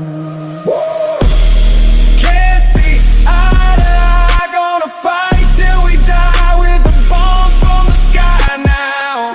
Blood out, blood in, history shows it'll never end now. Kill yours, kill mine, and we just keep going till the end of time now. Till the earth is stained with blood and pain. No life for man. I saw my neighbor pack a bag and gun. Said the papers told him nowhere to run. Preachers on the corner preaching his lies. Politicians hide while the young man died. The soil cries rust, rivers taste like lead. We plant our graves and sleep in our beds. The kids still laugh, same as before, but it echoes off a broken door. We light the match, we learn to feed the flame. Grace we lost, somebody's to blame. Hold your breath, feel the fever crawl. Are we gonna run or answer the call? Can't see eye to eye, gonna fight till we die with the bombs from the sky now. Blood out, blood in, history shows it'll. Do apologize, but sometimes you gotta nature calls and you gotta answer, or elsewise you get all wet. Let's see here. I was trying to remember. There's a setting that you're asking. I don't remember what it was though. There's a setting that you're asking. You've gotten in there that you haven't changed somewhere. And you're asking the thing to create an impossible port, essentially. That's the nuts and bolts of it. I can't remember what it is though. On the other software, that setting isn't there, so you're not missing it, and so it just gives you a number. I can't remember, but if you Google it, you'll figure it out. Let's see here. Let me find where I'm at. I'm looking. Negative numbers. Yeah. Somebody in here will probably answer that for you if they haven't already done it. Killswitch, thanks for the information. I've watched a few of your videos. Subscribe now. Thank you. I'll do the best I can. Sword fighting. No, we're not sword fighting. Red pill. Horn RSP airbase box. I like, hang on a second. I'm going to flip back over to the Demo Flitchy. Let me get it up here though first. I actually have, that's not what I was looking for. I actually have software open on my desktop. I have a tab open for all kinds of stuff, and this is the one that I use. Subbox Pro. I use this. This is the box I was working on for the person in the email. I had a generic shape and size. I know it doesn't work. The magnet's sticking out the back, but I needed this volume to make this port calculation right here. So I use this software a lot. I just needed to calculate a port. So I created an enclosure with approximately the right amount of volume to get a good port calculation for a JLW0.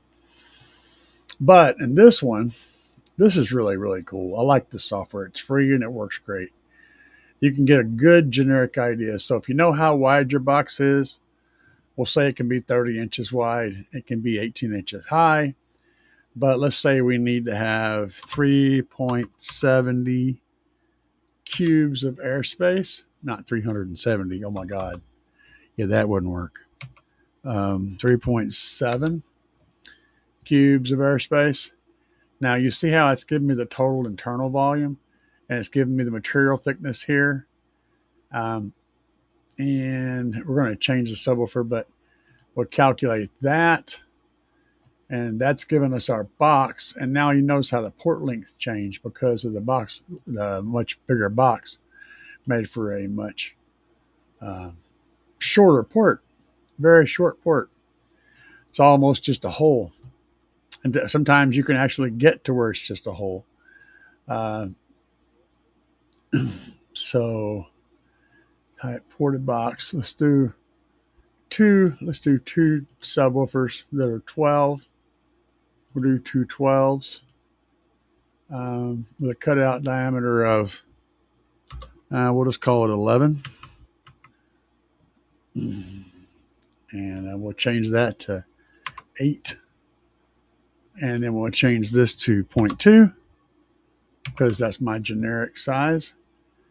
And we don't need to have this radius. So that offset, that's just going to move the speaker around on the baffle. And this will also set the distance between speakers. And we're going to leave it named to JLW7. We'll hit the calculate button and we'll get a little different deal. So now we got 2 subs in here. And if we go to the port, let's make it a slot in the front panel, tuned at 32 hertz. Let's make it tuned at 30. I'm just showing you how this works basically. With a port area, actually, let's do this. Pipe front panel. And a pipe diameter of 6 inches and inner diameter, tuning frequency of 30. So now it's allowing for this wall thickness.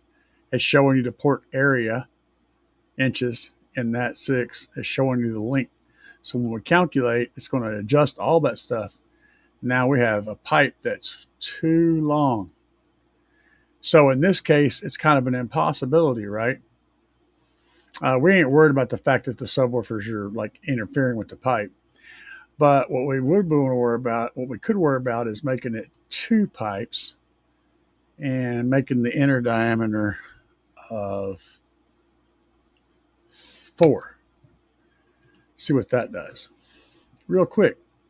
We still have the problem with them being too long. That's about the same. If you notice the port area is 12.56. Okay, quantity 2 pipes. But if we let's sweep that down to, say, a 3-inch pipe. What's that going to do for us? Well, looky there. Now we have a box that works.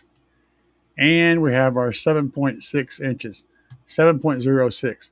So if you notice that our pipe's diameter at 6 inches was, where's it at? Oh, there's 2 of them. Let's make it 1.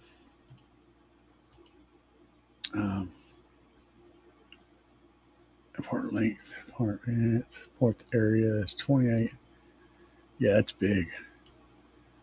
But the point is, even though it shows this will work, like in this scenario, that port's too big for those 212s. It's too long.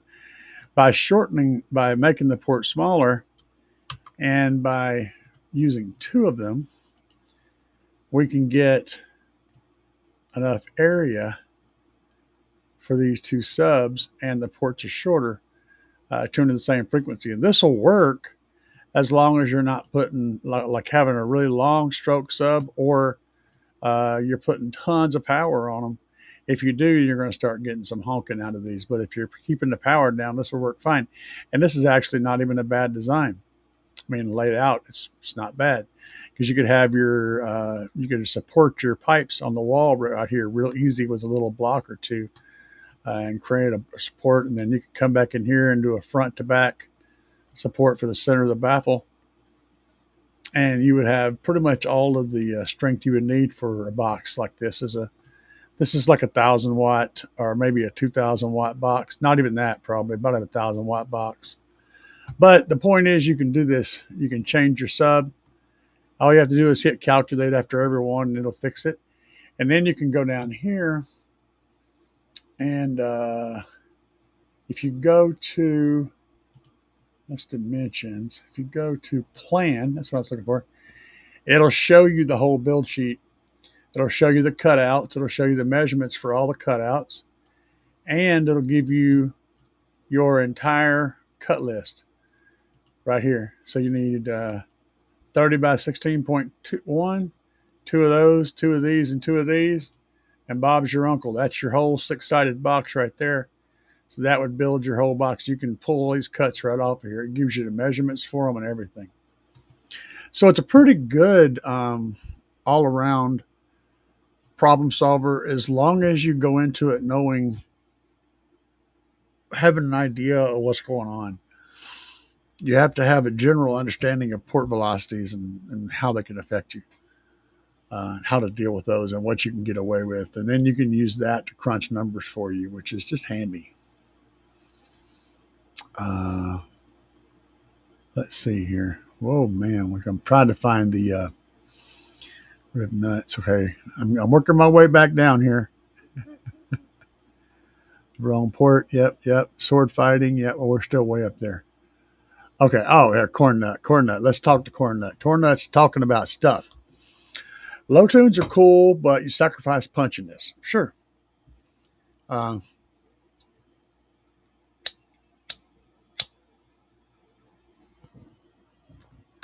that authority, that kick drum authority. Having a peak in the lower frequencies, though, F3 of your enclosure doesn't hurt the sound as much. Plus, you can always add more mid bass to counter it. Yeah, it's you can always add more low frequency to counter the lack of a port beyond there too. But I would prefer to kick up the mid bass to counter the.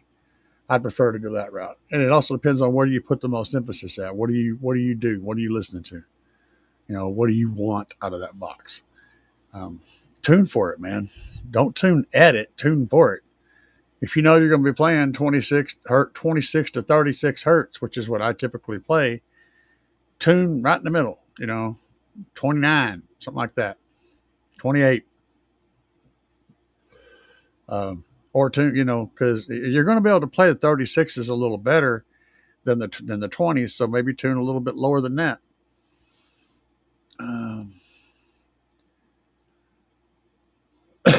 Don't mind offering door panels. Oh, wait a minute. Rob said, Aurora 27 hertz is really awesome. Thank you. Maybe my new old box will play some of that. I'm hoping so. We're gonna drop the hammer on it. That's a good track. That track, I had that track going in my Tahoe earlier today when I went to Menards and got stuff. I had that. I played a lot of my songs. I played that one, and I cranked the snot out of that one, and it did the thing. It did the thing real well. I was impressed with it.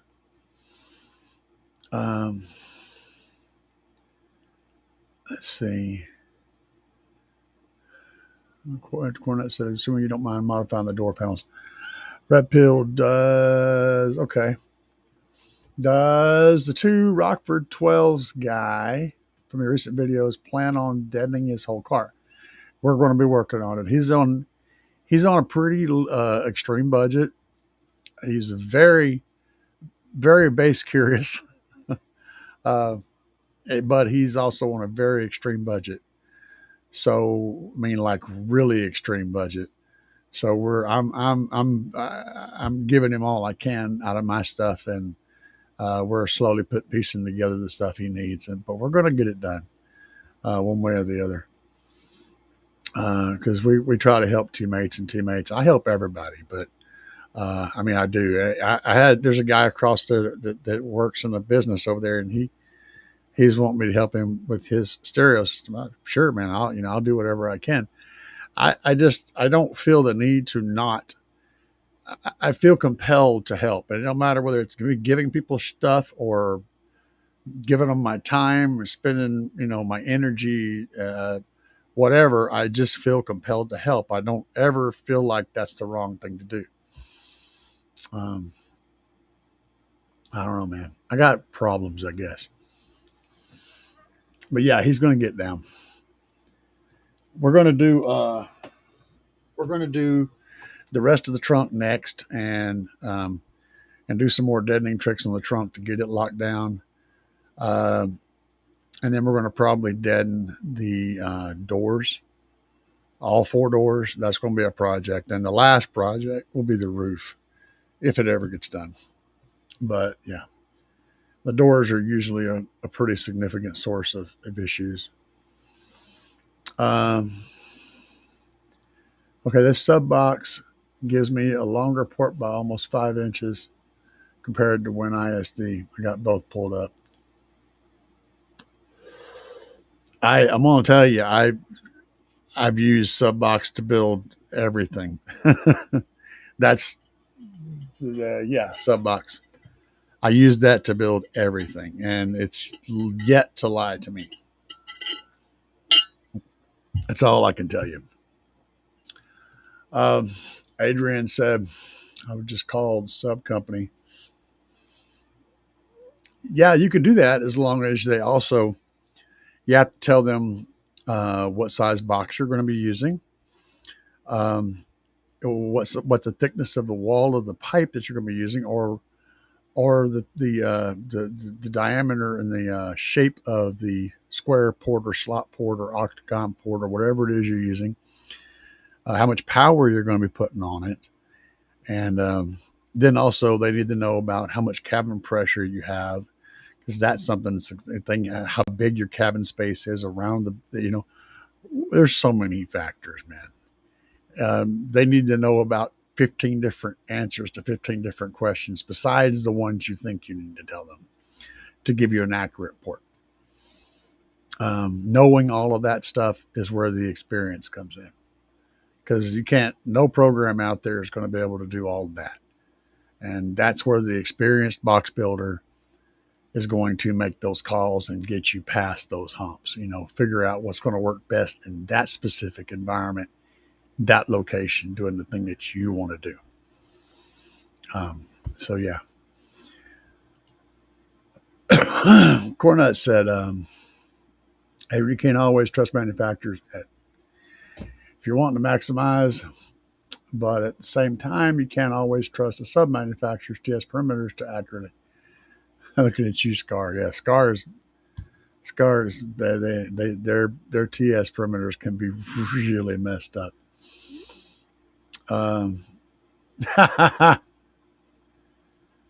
Yeah, man. I just want to look at recoil like Cornut looks at Scar. You guys are a mess. My favorite part about Scar is the enclosure builder that gives you the wrong information to build with. Sure, that would be it. A red pill, never dealt with Scar equipment. And it's not bad equipment. There's just the things around the equipment can be challenging. The TS perimeters are often not accurate. That said, sometimes they are. It just depends on where they're getting the information from. Their amplifiers tend to be a little bit inefficient, so they're like 50% efficiency instead of like 75 or 80%, where you would normally see a Class D amplifier. They're like 50%, so they really need a lot of power to support them. But the subwoofers are not bad; they're just badly documented. That's what I would say. Usually, again, all these things are variables. They're not always 100% accurate. And we looked it all up, and it's wildly inaccurate. I believe that. 35 hertz port length, half inch. Okay. I don't know. I missed that one. I missed the question. Recoil products are typically okay for the price. Exactly. I don't like them as a company. I haven't dealt with them as a company, so I can't say. The RCX line of speakers and the Red Series amps are great budget options, though.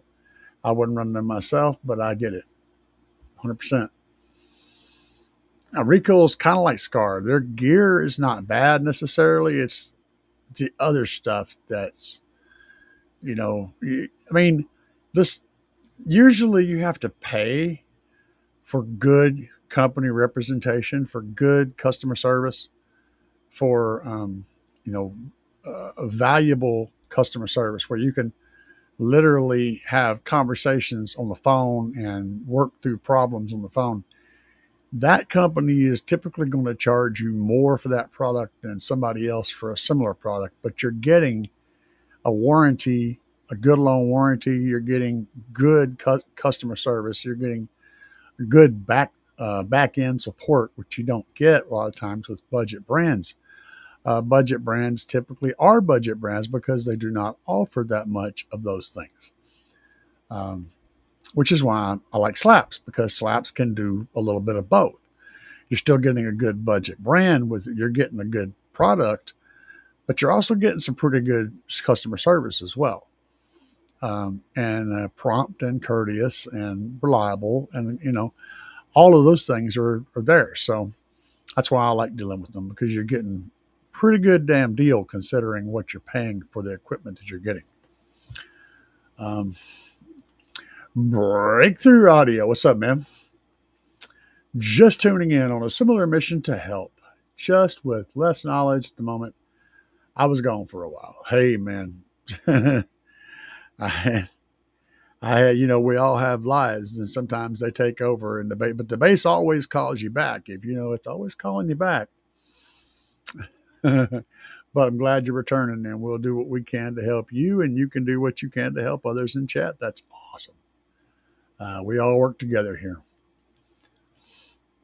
That said, glad I'm finally leaving SCAR and going SD. Get her done. Resonant frequency cab, free dB boost. Yeah, that's one of the things we were talking about. See, there's the resonant frequency of the cab, then there's also the quarter wave function and the reflective quarter wave function, and obstructions, and where the cab space channel gets smaller and larger can change. You can get different kinds of air movement and velocities in those areas, which can change everything. There's so many things. You have just not a clue how many variables there are and how something's going to work. So you have to have an eye for it and just work through that thought process, because you're going to be left with those variables are going to make or break the build, even if you follow the model perfectly. If you don't set it up right, if you don't figure out what's going to work in the vehicle to start with and kind of push it in that direction, you're going to get a result that may not work. A flared port, and will a flared port increase the efficiency of a fourth order box? A fourth order box? Assuming you're talking about a ported enclosure or a vented enclosure, not a fourth as in a sealed chamber with a ported chamber.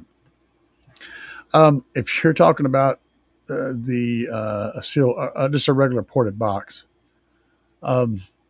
yes, I mean it won't increase the efficiency per se, but it will allow you to run a smaller port because it works like the wing on an airplane. The air travels along the surface of the port, and having a flare allows it to speed up gradually and move in and out of that port more easily without any turbulence. And that can give you a smaller port with the same ability to move. You could run a higher velocity of air through it. And so by being able to do that, you can shrink the port this way, which also means you can shrink it in length as well. So you can use a smaller port as long as it's got nice flares on both ends. Something else, one of my buddies pointed out is making sure that your port, if you make sure your port is flared on the ends and isn't close to a wall. So a lot of times we design boxes with a port as part of the wall of the box, like it'll be either on the center wall or on the outside wall. And then you'll have a divider in there, and you use the wall as one side of the port and you use a divider. That's really common, right? But it's actually not ideal because of the way the air enters the port on the inside of the enclosure. It's one side of that port is a separate wall and the other is a continuous surface. So you get a differential the air velocity as it's entering the port, it goes in kind of crooked, kind of sideways, and that somehow that Venturi effect carries on to the outside of the port and will cause, instead of the, okay, now I'm reaching here, but I'm going to do my best. Instead of the air moving in the port like this, it winds up moving in the port like this, um, to a degree. I don't know how much of a degree. But the ideal scenario is to have the internal port disconnected from any other surface to eliminate this from happening. However, you do that is up to you. Will it work on the wall? Sure. It's just not as good. You're going to lose something out of the deal. You're going to lose things. Things are not going to be perfect. They're going to be less than perfect. And yeah, I went down a rabbit hole on that one. Scar's okay. The background of the Scar owner is really the concern. Okay. Wall storage, yeah, water jet to open the shutdown to see what's inside. Sounds like a interesting person. I give Recoil hell because of that $1,500 subwoofer. Yeah, that's something else, man. I have a $30 distro box and nice smoke covers. Oh yeah, I like all of Recoil's distribution blocks and fuse holders and stuff. They have excellent wiring stuff to be able to use for building a build. They've got there an excellent source for all of that hardware that you need to do all of your wiring and keep it all clean and everything. Excellent. That said, though, everything that they sell, there's other brands that sell the exact same thing. So keep that in mind. You might find that Recoil has the cheapest price, though, for the same stuff.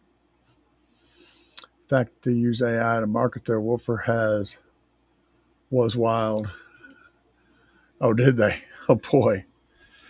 AI is not ready for that yet, man. It's just not ready. I mean, AI is definitely changing the world right now in seriously humongous and gigantic ways. It's over the next 5 years, it's going to be so intense. Within the next 10 years, we'll probably only have maybe 10 to 20% of the population still employed in jobs, especially outside of the home, like jobs. AI is here. It's not coming. It's here. And it's getting deep. And it's getting better. Still puts an extra arm sometimes out of somebody's forehead, but anatomy, tricky business. Supercharged cooling. Sound digital. Not a lot, man. There's people in chat, though, that can probably answer that question. If you have one about a specific amplifier. GNA. I don't know, man. The SQ guys are the funny thing about SQ anymore is amplifiers, man.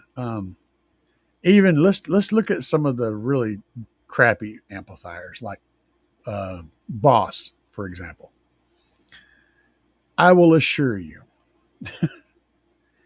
as crappy as their amplifiers are, I could build a whole Boss amplifier setup and do the build correctly with a DSP to control everything, and it would sound just as good as Marconi or whatever that, or any of those, many $1,000 amplifiers, those, gold-plated freaking Grey Poupon amplifiers. You could do a build with the cheapest amps out there, do the build correctly in both cases, and yet have be hard pressed to figure out which one was which without knowing. Amplifiers are very, very low in distortion, so low your ear's not hearing it anyway. And you don't have to worry about the controls on the amplifier because you're using the DSP to eliminate all of that anyway. You're just needed to do the amplify. Just amplify. It's all you need it to do. And as long as it's sending out an unclipped signal and it doesn't have any real noise in the floor, it's going to sound good. It's just going to sound good. It's amplifying the signal. You know, just because it says a name on the amp doesn't mean it's putting magic sauce on the damn thing. It's just amplifying a signal. That's what it does. It's like a magnet. It pulls metal to it. A magnet can say scar or it can say sundown. It's still going to pull the fork to the damn magnet because that's what magnets do. Amplifier is going to amplify. So when you go to getting into those to name brand territory anymore, it's becoming almost pointless. What you're paying for with a name brand is customer service. It's warranty and customer service and renown. That's what it is. You're not getting a better product necessarily. You're just getting good back end from a company. Let's see. Anyone meter subs in a sealed enclosure? Sure. What's up, John Smith? I know Porta will be louder, of course. But what can you expect? 212s at 2,500 watts and a smaller SUV like a GMC Terrain, so like a Cherokee-sized Chevy S10 Blazer kind of size. 212s, 2,500 watts, sealed. Man, I'd say you could easily get up into the 40s, maybe the mid 40s, if everything's just right. Maybe the low to mid 40s. That's what I would say. That'd be your top number. That's after you did all the other things you need to do to get your panels to be still and to be able to build pressure. Of course, it would depend on where the subwoofer is in a wall or whether it was a box or whether the box was behind, 2 rows of seating or whether it was all opened up. There's all kinds of different things, but I'd say that you could get into the low to mid 40s with that kind of power on 2 good 12s and the correct box and all the other stuff done, all the I's dotted and the T's crossed.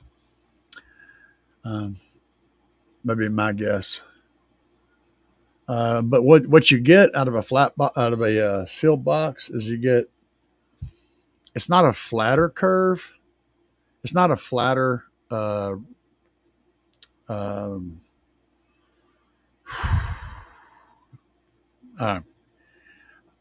it's not a flatter response curve. It's a more predictable response curve. So whenever you port a box, what you're doing is you're giving up the sealed chamber. You're using a hole in the sealed chamber to resonate at a specific frequency. That frequency that it's resonating at is dependent on the length and width of the tube that you got that air moving in and out of. Whenever you're not resonating at that frequency, if you're resonating below it, you have no enclosure anymore. It's none. It's not there. You're playing free air, which means your sub is not going to be able to keep getting lower than the port. All right. But in a sealed enclosure, your sub will be able to continue to go lower and lower and lower. So although you're going to get roughly half the output out of the box with it being sealed, you can always make up for that with power. And you're going to have the full range, although it's going to drop and drop and drop when it gets down into the lows.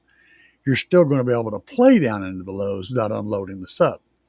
With a ported enclosure, once you get below, like 5 or I don't know, whatever, 5 or 10 hertz below the port's tuning, your sub will no longer be in a box. It's just flopping around on a table.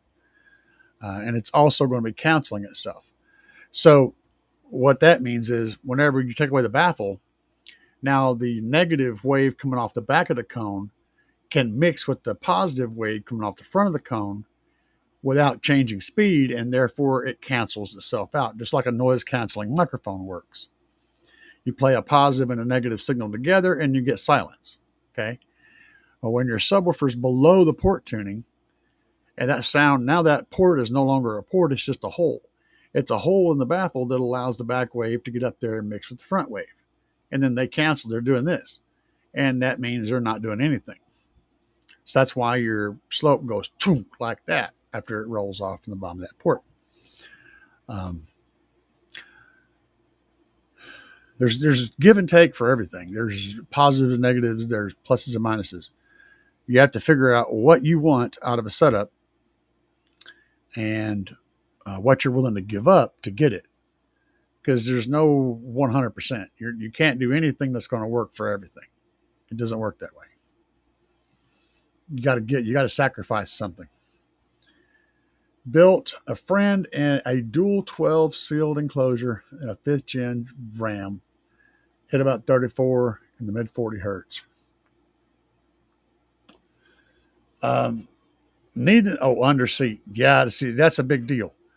Under the seat, you're sacrificing quite a bit of sound pressure because your seat's in the way. I mean, it's in the way. So that's going to kill. And you're also, the sound pressure builds off of hard surfaces and it gets absorbed by soft surfaces. So you're literally putting a giant sponge on top of it that's going to suck up a whole lot of that sound pressure because it's just going to go into that seat cushion and just turn into heat and go away. So you're sacrificing, probably at least half of the output of the driver by having it play into that seat. And then, of course, you got the front seats that are going to absorb more. You got plastic panels and squishy headliner and all that stuff. All that stuff absorbs sound. It all turns all those sound waves into heat, just like a microwave. Microwave is basically a sound wave. It's the same basic concept. You shoot sound, into a piece of meat. You put a subwoofer on enough power and shoot it into a piece of meat. You will generate heat in that meat. You will heat the meat. You're not going to see it, but it does happen. And the softer, the squishier and softer a surface is, the better it is at converting that sound wave into heat. That's why a room full of clothes and blankets and pillows won't have any echo where a hard room does. The hard room, the hard surfaces are bouncing that sound back. And then whenever you're reproducing tons of bass and you want to make loud sound pressure and high SPL and high dBs, you want an echo room. You want everything to echo. You want lots of reverberation and echoes happening in there. So you'll see guys stick their head in the box and go boom, and listen to the echo. If you hear that echo, you know it's going to generate some volume. But on the same note, whenever you have all that echo, it sucks for sound quality because now everything is bouncing all over the place. And so your sound quality goes to shit. And there's trade-offs. Like I said, there's always a trade-off, giving one thing for something else. You have to find some middle ground or go hang out in the extremes, whichever one you want to do. You trade off one thing for another. Understanding how all of these things work together, getting these concepts, all these little concepts and working them into one picture is what a veteran box builder does. And it's why they charge you $100 or more an hour to build. It's not because it should cost that much. It's because that's how much they can get, right? That's how much they earn as payback for their experience, right? And their skills. That's how much they get paid. If you don't want to pay them, somebody else will. So if I got a guy wanting to pay me $100 an hour to build a box, and another guy after him wanting to pay me $100 an hour to build a box, and you want to step in and say, hey man, would you build it for $20 an hour? I'd be like, no. I'm be giving you $80 an hour. Why would I give you $80 an hour? See what I'm saying? You just can't expect that to happen. They can command that price because they've earned the skills to do so. So that's why. And now for you to be able to do what they do, you've got to earn those skills as well. Under seat, STU, stew. Use kickers and passes. Yeah, and it's all about everything, man. It's like, that's why I say whenever, what's the best subwoofer? There's no answer to that question. The best subwoofer for what? I mean, it just doesn't work that way. Everything is, all these variables had to be considered with all those questions. I mean, even if you sat and told me everything, me not being able to look in there and notice the things that you haven't mentioned, are going to make a difference. It's going to make a difference in the end result. That's why people do this for a living. That's why they charge for it. It's because it's a lot of stuff that you don't realize that goes into it. So much. I can give some general answers, on a lot of things, a generic answer, because I know basically what's probably there and blah, blah, blah. But if anything is off kilter in any kind of way, it could throw it all off. John Smith said, looking for a stereo integrity SQL 12s. Might be able to do 312s. Don't require 0.65 cubes feet minimum. My space is limited to a total of 3 cubes of 4 displacements. I would not do that. I would. Okay, so I don't think that's a good choice. But again, there's so many things that I need to ask you. But I think, hang on a minute, let me look.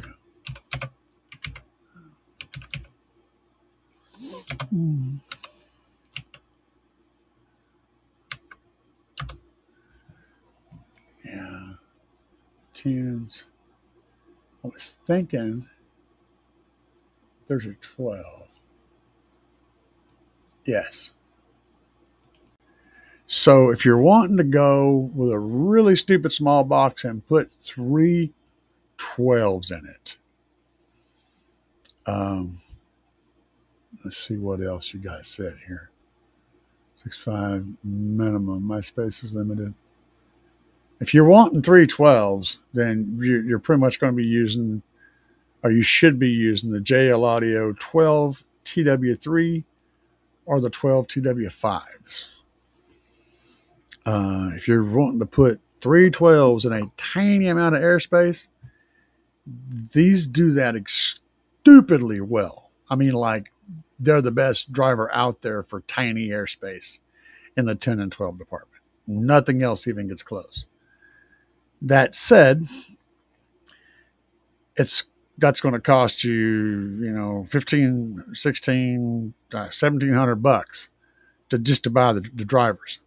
That's for the 3s. So that really doesn't make sense.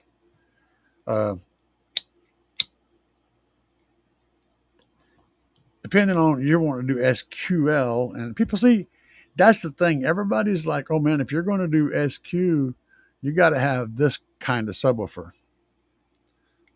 I don't agree with that at all. I don't agree with that at all. At all. As long as the sub has the correct perimeters to perform in the way you want it to. It doesn't matter whether it's an SQ sub or an SPL sub. A company is saying that this sub is for SPL means that they made it move as much as they could forward and backwards and still stay in the gap and didn't worry about anything else. They just didn't care. It's like they're sacrificing in the right places. But as long as it doesn't matter what it says, it's a SQ or SPL. It doesn't matter. What matters is the box, the tuning, the install, and the perimeters of that subwoofer. Most subwoofers can do both pretty well. which is what you're wanting to do in SQL setup. And if you got 3 cubic feet of airspace to work with,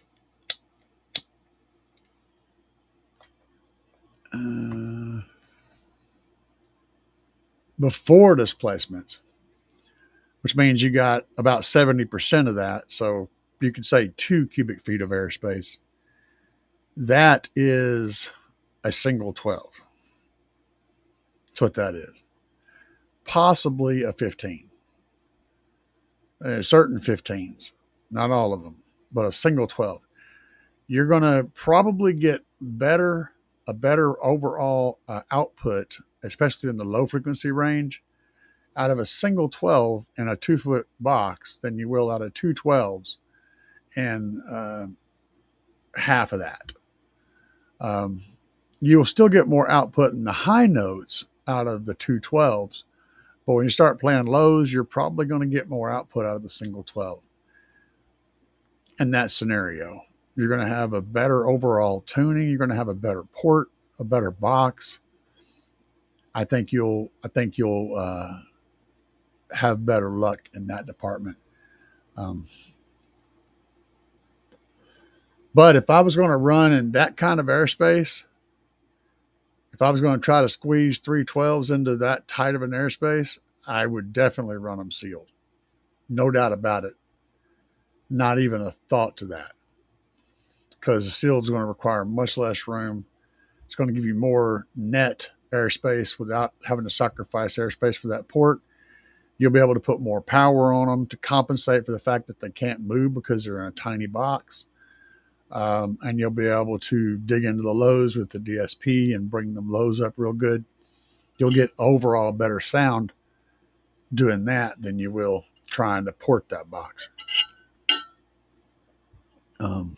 So if I'm going to go to a tiny airspace, sealed all the way. I hope I gave you some ideas there. Okay. Low tune box will excel in the lower frequencies and roll off anything up to the low pass filter setting.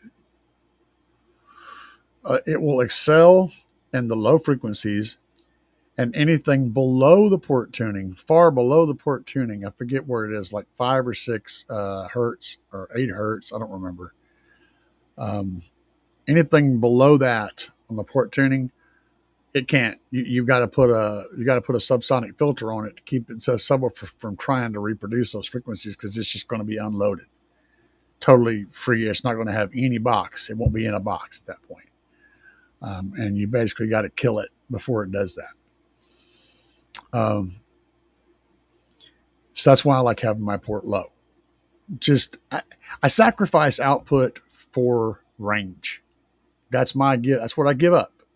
In my Tahoe, my FS on my subs is 31 hertz. My Tahoe's quarter wave is going to be up like in the 44 hertz range.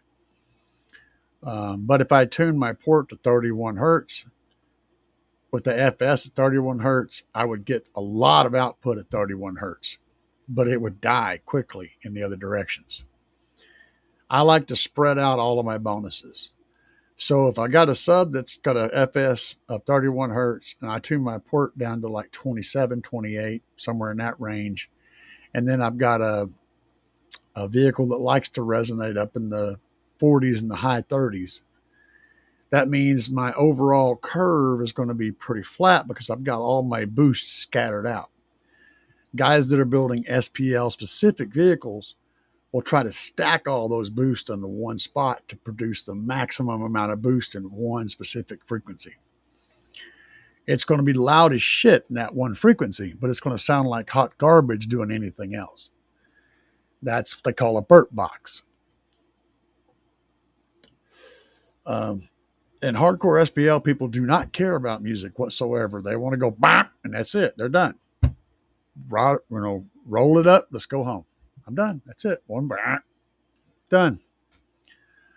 That's not what I do. I play music. I do demos, and I play music, and I have a range from about really cranked up, like maximum volume, I can run from about 24 hertz up to wherever, 60 hertz on my subs. Easy, easy. And it's like a 2 or 3 dB difference from the bottom to the top. It's a very, very, very flat tune. And that's the way I want it. It still gets loud enough to suit me, but it's also musical. That's what I like. So I compromise sound pressure, intensity to gain wide band. Skilled labor. Skilled labor is a thing. Um, so your low pass filter allows the frequencies below a specific setting. Say you got your low pass filter set at 60 hertz with a 48 dB roll off, right? That means that at 60 hertz, it's going to cut everything above 60 hertz. And then at 48 dB roll off per octave. So for every octave from C to C on a piano scale, when you go from C to C, go down, it's going to lose 48 dB for every octave the frequency drops. Okay. That's a really steep roll off. But that's what that means. And so it's going to cut frequencies that are trying to play above that on that scale. Depending on how you have your roll off set, 24 or 12. 24 is pretty common. So 24 is kind of your go-to for, if you don't know, set everything at 24 dB roll off on a length width Riley curve. And that's a good starting point. That's going to give you a really reasonable frequency exchange crossover. Again, that was 24 dB roll off, Linkwitz Riley. But yes, hopefully I answered that. I felt like my brain just shut down for a second. Chef said skilled labor. Yeah.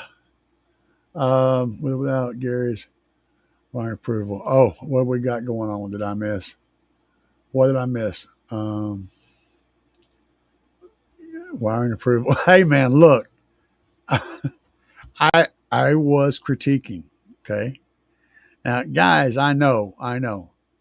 I love my people's work. I love you guys' work, and it's amazing work. And Debbie does amazing work. You guys are awesome. But if you want me to critique something, I'm going to critique it as much as I can. I'm going to show you every little thing that I think could be improved. Not because it should be, but because you are asking. Okay? Or you're presenting it for judgment, right? So I'm going to critique it. That's what I'm doing. Honestly, with the wiring I've seen, is far, far, far above any install that you ever see from a generic car audio bay. That's extraordinarily awesome wiring. So, yes, I picked on his little box where he had the wires going in because they could have been slightly different and been pretty. And the whole thing was really pretty except for that one spot. It could have been prettier. And I pointed that out. This is what you do, you know. You got to think about it, dude. When you got car audio competitions, and especially like SQ competitions, every single one of these cars looks like they spent millions of dollars to get them to where they are. I mean, these things are all absolutely gorgeous, beautiful works of art, but only one of them can win. There's 99% of them are going to lose. That's how it works. Chef Life Express. No oxide grease to sign. Work with zinc in it, yeah. Cypress Hill 420. You guys are going on about something. I don't know. I lost track. Red pill, only the best wire used. Lamp cord. I have wired with lamp cord before. I mean, you know, if it'll carry 120 volts AC and 20 amps, which is what the average cord will carry, that's a solid piece of conductor, man. You do what you do. You do it until you get something better. Uh, that's the good stuff. Oh, tear amp cord. Good. Good for 20K RMS of fire. Oh, man. You guys are a hoot. Car Audio Obsessed on. Enjoy your wisdom tonight. Cheers. I always find to relaxing hang out. Yes. I find English is challenge. English is hard. I love it. I love when you guys typo and stuff. It's funny. It always makes me laugh, dude. Every time. Yeah. Yeah. Yeah. They are kill. They are kill switch. We're glad to have you too, Car Audio Obsessed.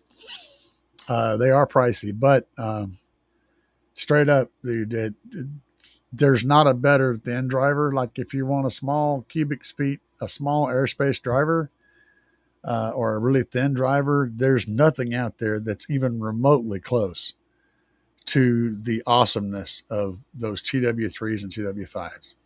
They are absolutely ridiculously good sounding little subs in a very tiny box. They will play nasty low and sound amazing.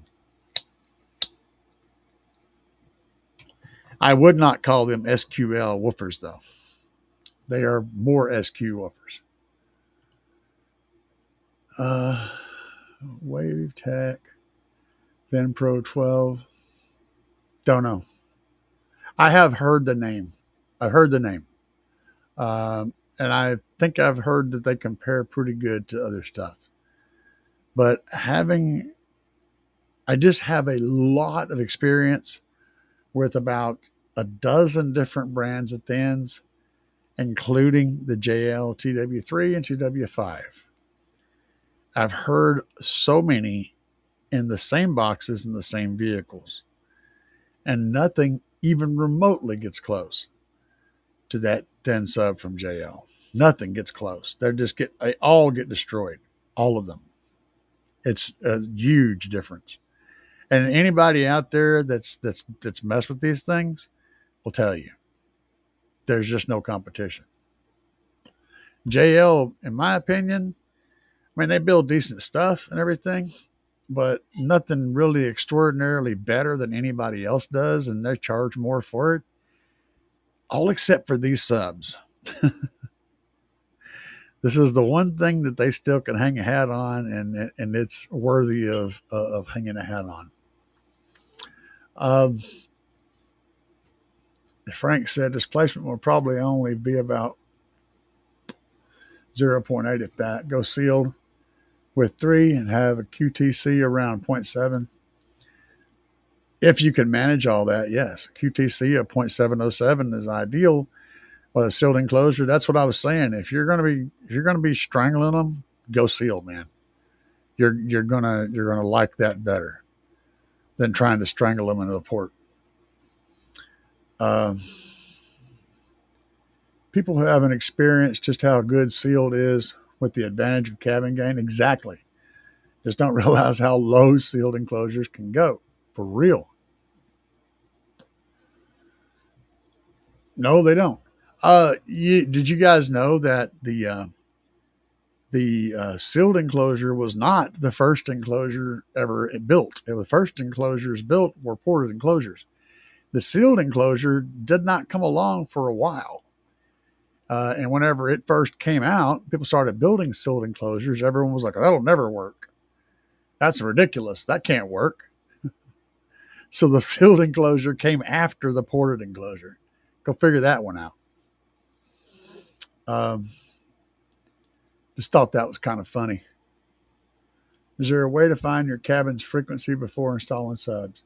You can find your quarter wave, and you can also use a small sealed enclosure to kind of get it to.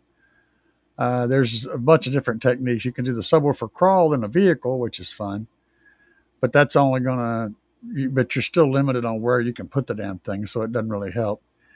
Basically, what you do is you get a small sealed enclosure. I usually use a computer speaker or a home theater speaker with it, because you can just run an extension cord outside and set it in there, and then do a sweep with that sealed enclosure, setting somewhere close to where you're going to put the sub, and see what frequency it peaks on. and that'll tell you what your cabin's peak is. Now and then you can tune to that peak, and you can increase it even more, or you can do like me and tune away from it to use it as a double peak. So you get a cabin peak and then you get a port peak, and gives you more of a flat response. But yeah, you just put a seal box in there so you don't have a port screwing with it. A little seal box. If you got it, if it's a ported box, stuff a sock in the damn port. If it's a little ported, theater speaker or whatever, just stuck a sock up in that port and plug it up, set it in there, and then run a sweep from 20 hertz up to like 45 or 50 or something like that. You can find your, but you'll need a meter to do that. You could use if it's less than, I forget, like phones will give you a peak, like an app on a phone can give you a peak as long as the volume isn't very loud.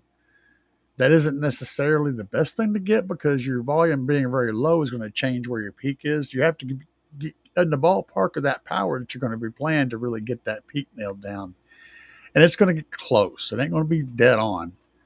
It's usually within 1 or 2, it could be plus or minus 1 hertz.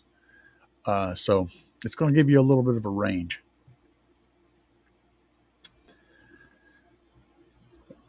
Main thing you want is a SPL meter, like the mini SPL meters. They're not too expensive anymore. You get the basic garage one, you can get the mini SPL. Any one of those, and you mount that sucker up there by your head. If you're not doing sound, if you're not doing racing, mount it somewhere, put it somewhere close to where your head is going to be, because that's where your listening environment is, like between the seats or at your head. Run the sweep and then look and see what the frequency was where it had the highest amount of SPL when the sweep ran. And that's going to get you in the ballpark of your cabin's peak. Let's see what Frank says here. Throw a box in the vehicle, keep your volume at about the same. Run the sine wave, frequency, reasonable volume. Watch for the highest dB reading. Yes, that's what I said. Said it faster, though. I said it slow.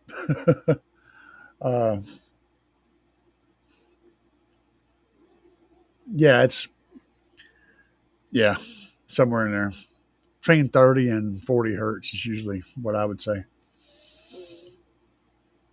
Those and SQ competitions, all pretty damn good, to the point to where you'll swear up and down that the things have a center channel hidden somewhere in the dash. Yeah, you can really do some crazy shit if you know what you're doing.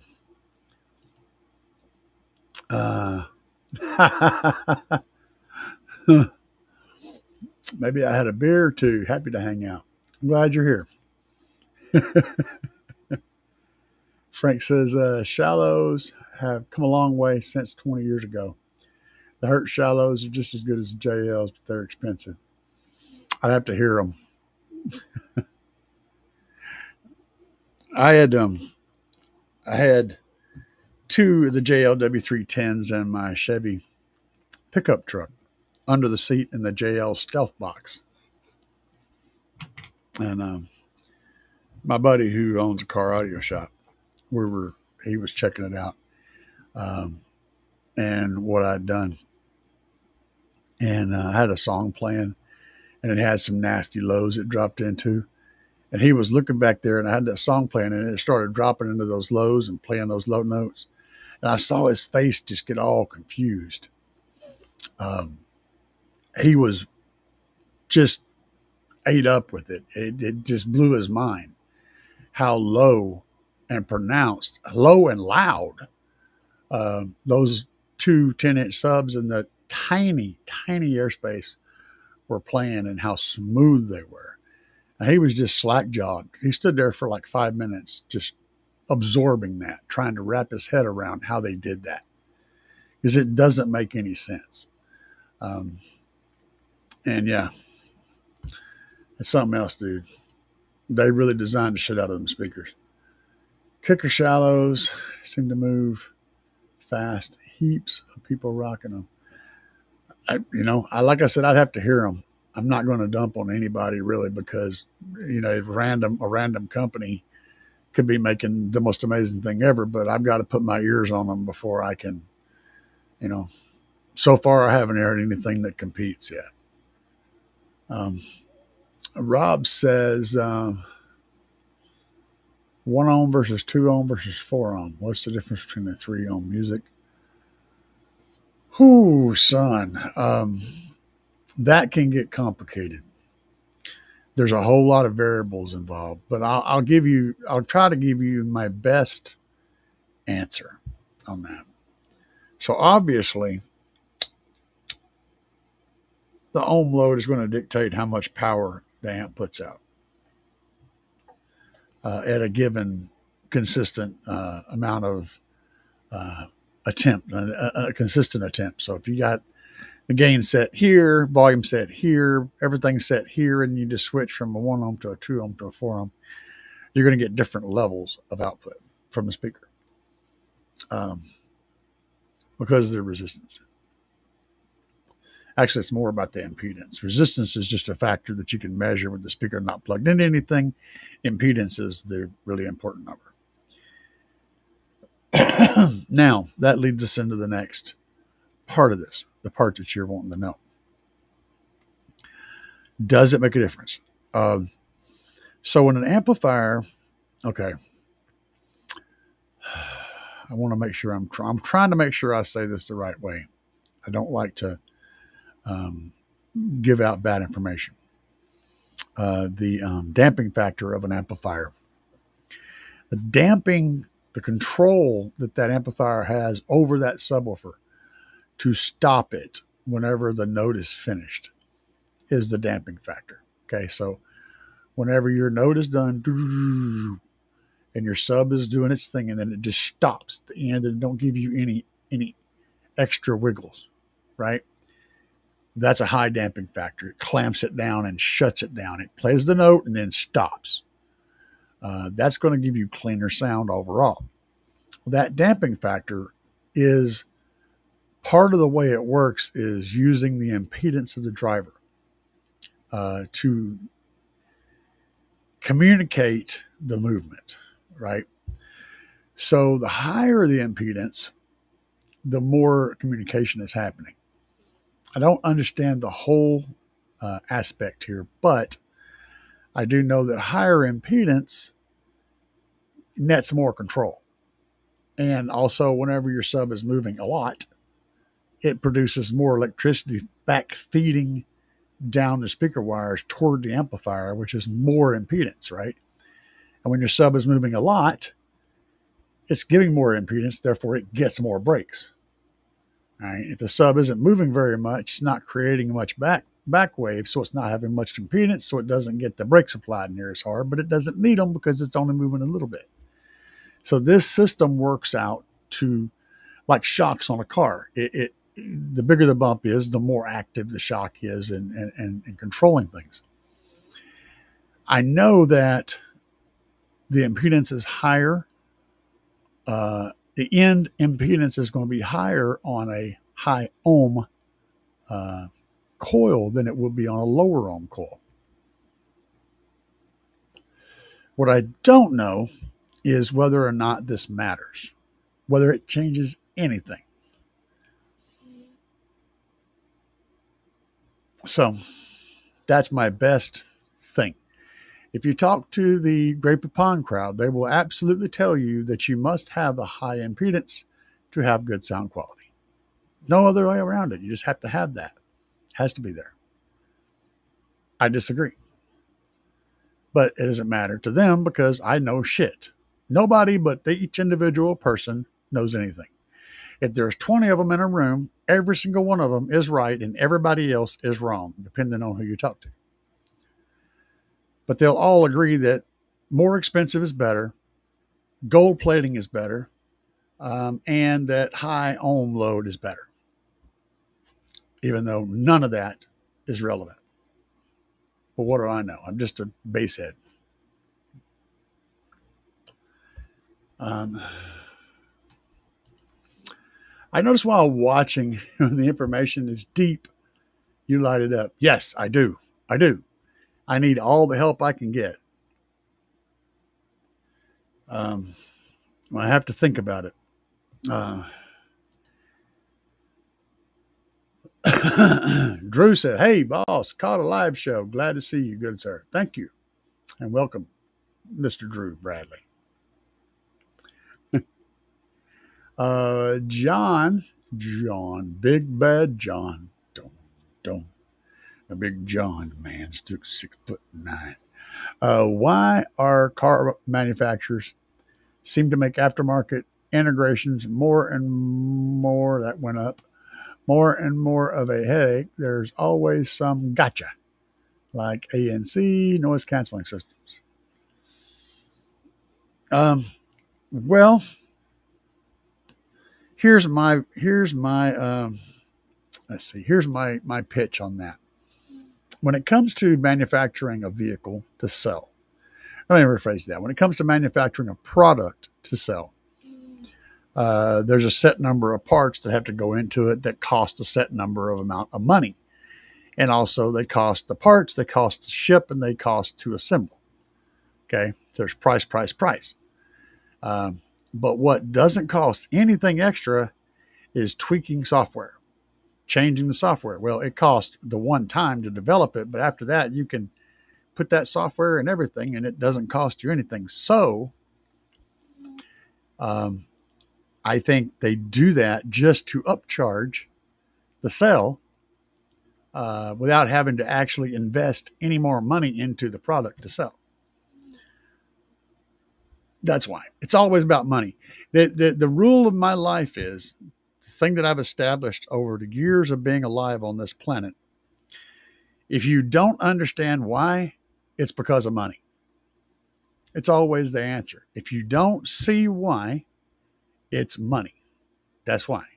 Always. If a product doesn't cost you anything to use or take, then you are the product. And if you don't know why something, money. That's why. Just got to figure out how the money. The money is the reason, but how? That's the next thing. I've heard systems with nominal impedance of 1 ohm to 8 ohms on subs, and I can't tell the difference. No. That there shouldn't be. If there is a difference, it's not something that I've ever heard. Impedance is going to change because music is dynamic. Yeah, but it's going to be okay. So yes, it is definitely going to change. Your impedance is going to go up, but whatever you start out with is also going to multiply. So, for example, a 1 ohm sub may hit a 3.3 ohm rise at a certain frequency, right?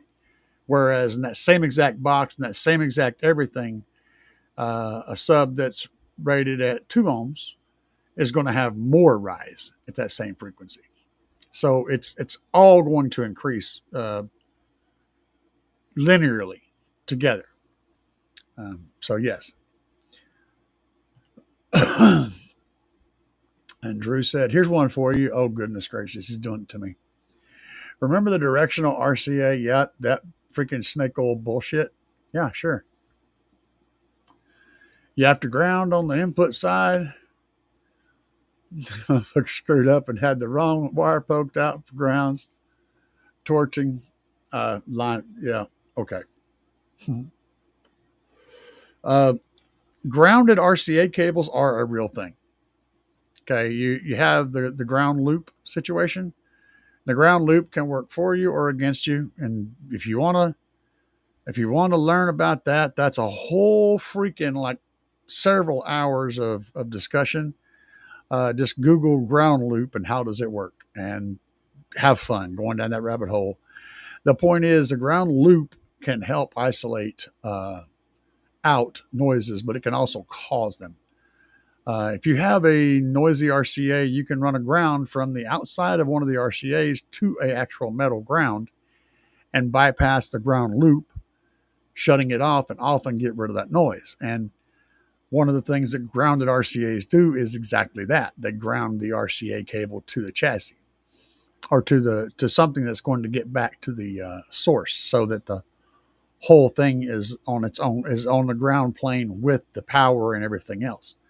Normally, you have an isolated ground on the RCAs that doesn't touch the same ground that the power is on. Okay, that's why it's separate. But when you ground the RCAs, you get that effect of moving it onto the same plane as the power, and that oftentimes will get rid of that noise. It's a rigged up way of doing it, but it does work.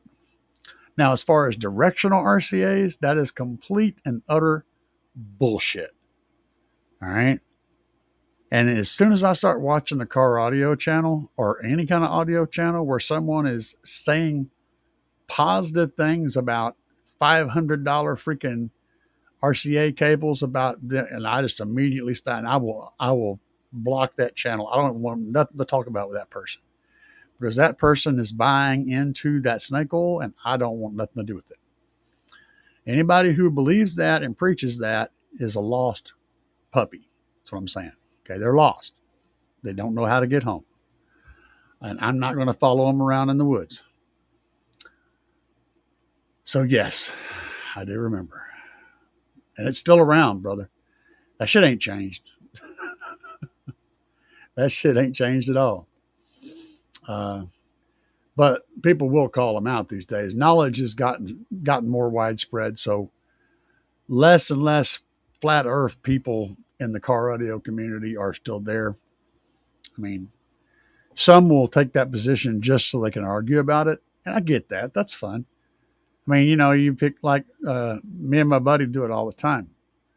If we're talking about something, one of us will take the opposing view just so we can argue about it.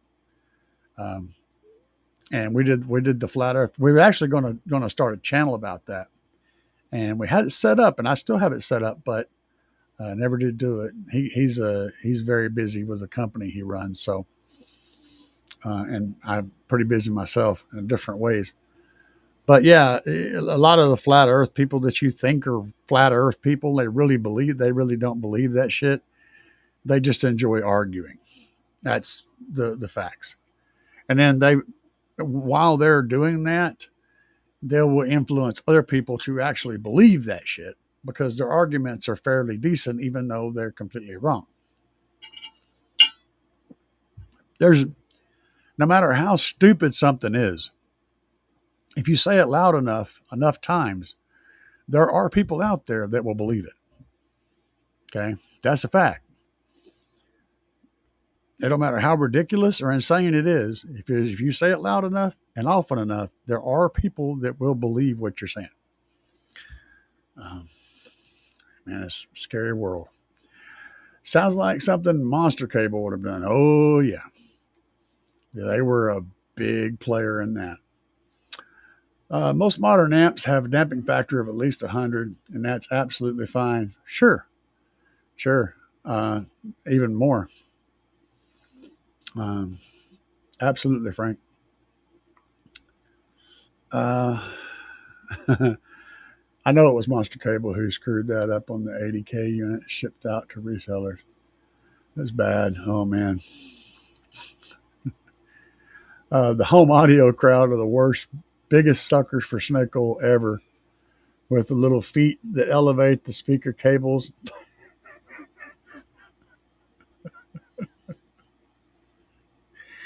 I like when they're trying to measure their speaker cables out to a specific length, so they're exactly the same length, and then they mean literally down to the inch, because that matters somehow. Oh God.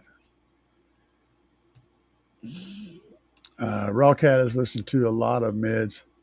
He seems to love the Fateful Pros, which are very affordable. I can see it. I don't know if I got them in here. Hang on a second. Give me a second. I'm going to get some.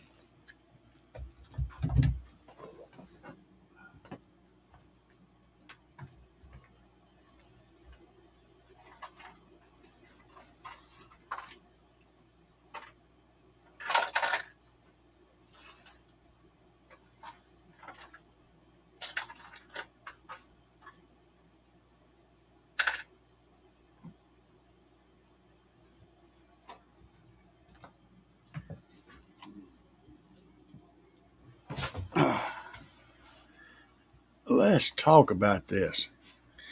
So, when it comes to mids, that is a wonderful area to talk because they don't get nearly enough love, and your mids carry about 70% of your music information. Um, what I find interesting is the mids that are tiny and can do so much with very little cone area. And these guys, relatively inexpensive, right here, the SA275FR V2s. They may not be the V2s anymore. I think I paid like $30 for the set. So they're not expensive. But I've tested these many different ways, multiple times, on a full range signal. I didn't even give them a crossover. They were playing everything 20 hertz to 20,000 hertz, and they do tweeter pretty well. They do a pretty damn good tweeter, and they're a little 2 3/4. And I've had them in my stash for a long time. One of these days I might put them in a vehicle, but I've put them in many boxes, many different little enclosures and different tests. Put them in pipes. I used them in tubes to do like a T-line and played 20 hertz through them. They're a remarkable little driver, and they handle power pretty good, even way, way, way outside of their band. And they play highs. You could survive with these and no tweeters. And that cone has got a lot of movement. It's got a lot of throw in there. It actually does things. These are really impressive little drivers. One of these days I'm going to put them in a build. They'd work well in, like, a lot of dashes have those two screw speakers in the dash things. Still got my Sundown Audio sticker in here. But yeah, I've been wanting to throw these in the bill. I just haven't yet. That one's still got the little screws. Oh, you can't see them.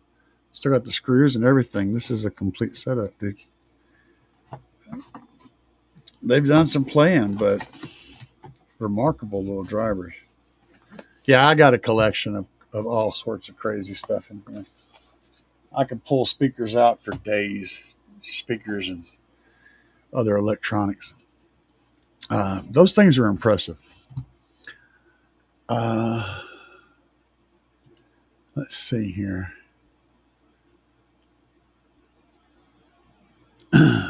Drew said, auto-corrected me. I think it was Monster Cable who did that. Okay, yeah. Shielding, yeah. I've been out with the game for a while. Been out of the game for a decade or longer, but had no clue directional RCA cables is still a scam. Oh, yeah. They're still out there. They're still idiots. As long as there's still idiots that have money, there'll be directional RCA cables. I'm sure it made lots of money. Oh, man. People are making a killing. Home audio snobs also refuse to embrace DSP. They have no idea how good their music could sound tuning to something like the Harman House Curve. Yeah, dude, it is what it is, man. It is what it is.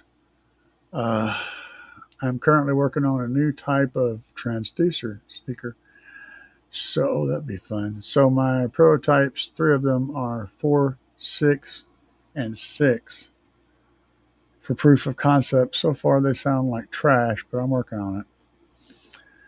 There's some really good videos out there on the transducers being used and on panels.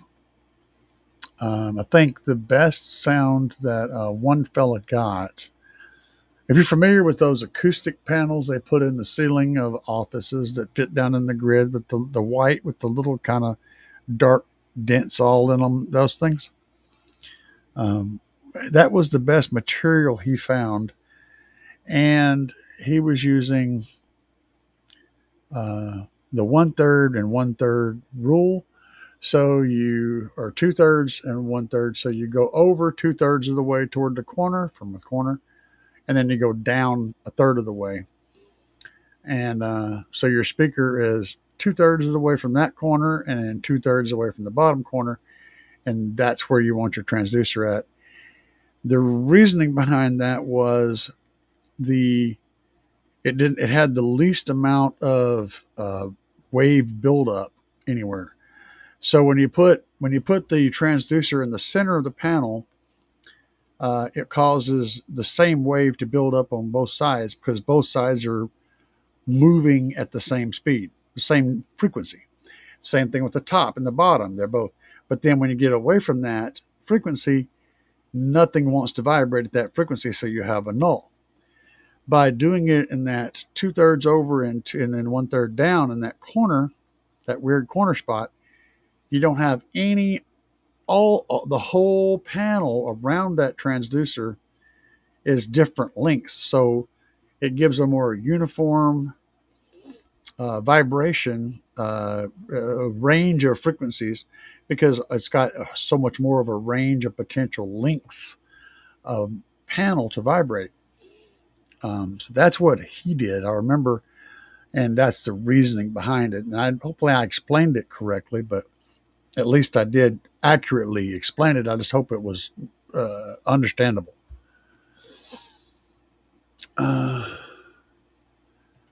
That's what he had the best luck with, and also tended to be the lighter materials tended to respond better. Styrofoam, like blown styrofoam, tended to accentuate the highs really well, play the tweeter areas very well, and then the heavier panels played the lows. Those ceiling tiles, those acoustic tiles, had the best overall range across 20 to 20. Roccat does a lot of good no nonsense tests. Absolutely, really does. I have too. I've learned plenty from him. Sure. Joe Player, what's up? Random question, but every sub box I've had or built, MDF was always the best versus birch or plywood or anything. Is there any reason for that? That's an assumption, and then you're making a statement and then asking me to approve or your statement, or to give a reason for your statement. You're stating that MDF is always superior, and you want to know why the reason is for that. Well, first off, I don't agree that MDF is always superior, but there's depending on what factors you're considering.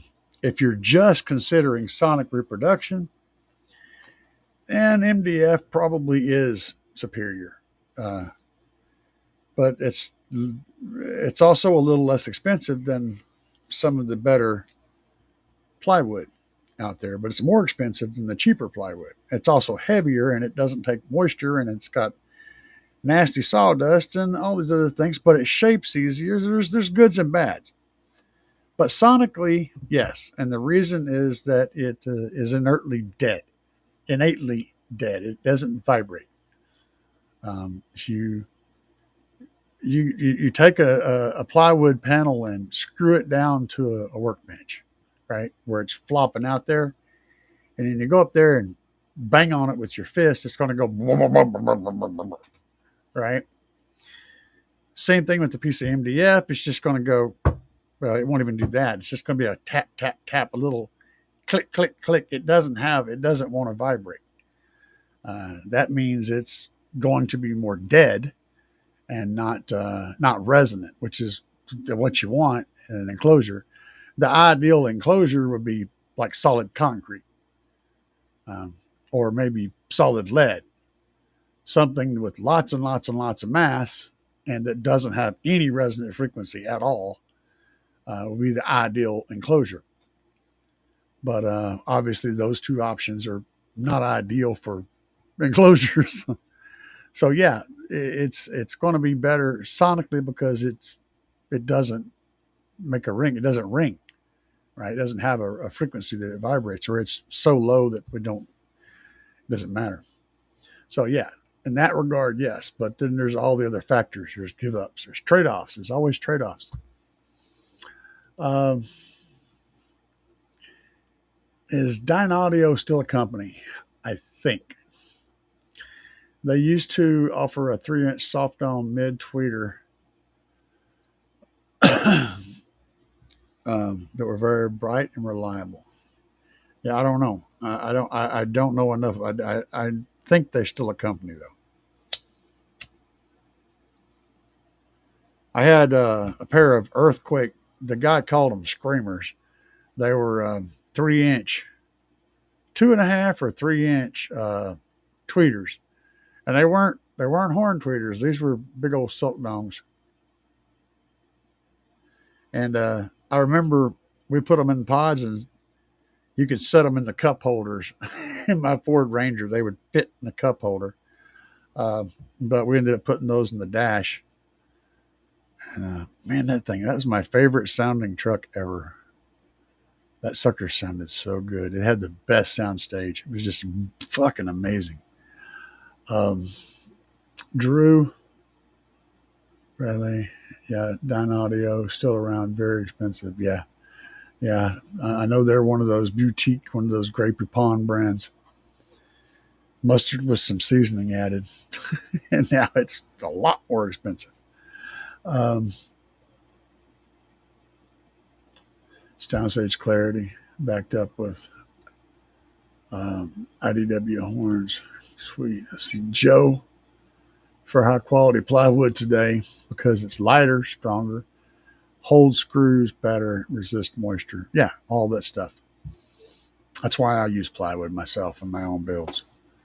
Um, it's not as sonically good as MDF, but it's literally better in pretty much every other way.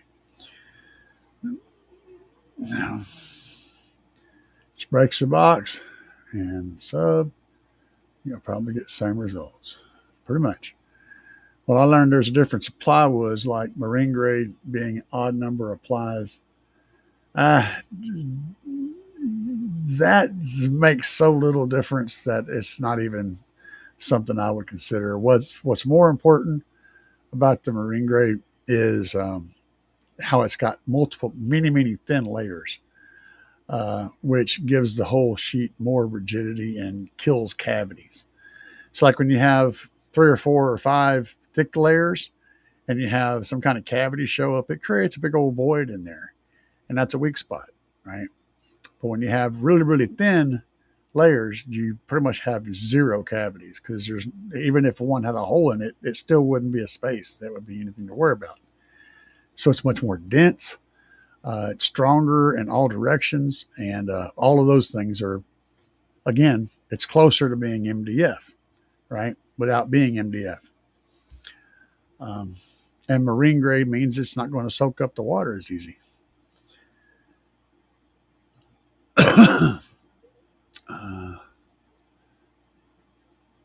And HDF, yeah. Let's see here. Well, there's a difference between plywoods. Typically helped my efforts back then. Yeah. There's a type of MDF now called, Valchromat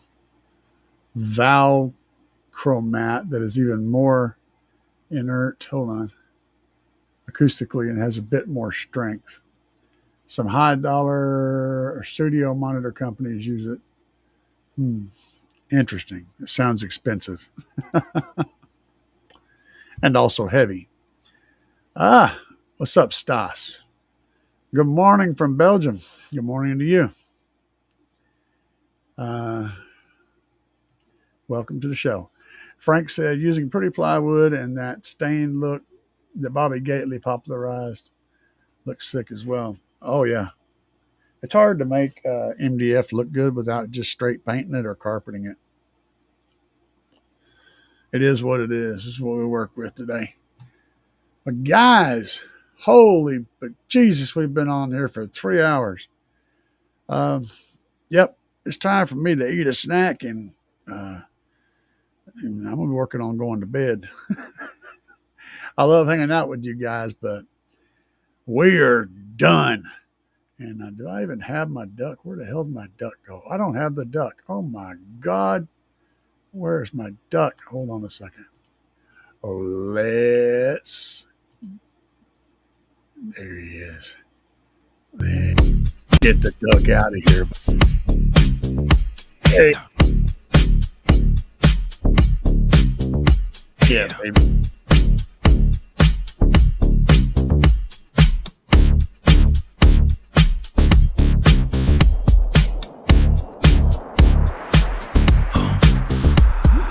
I love you guys. Up and down the street, slamming that to the ground.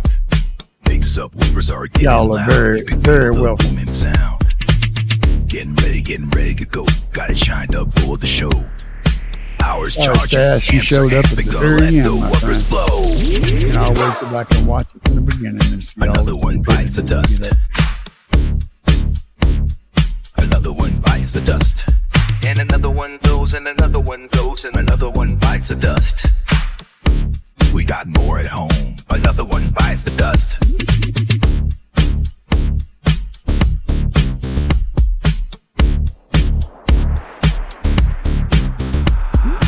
Eyes are glowing and the amp is smoking. Subs are cherry red. Let me keep jamming, gotta keep the bass slamming, gonna go hard till they're dead. Full power, gotta let it go. 20 hertz in the floating hair. Sparks are flying, voice cords are frying, and the smoke is in the air. Another one bites the dust. Another one bites the dust. And another one goes, and another one goes, and another one bites the dust. Hey, we got more at home. Another one bites the dust. Got it. Got it. Yeah, have a good night too, man.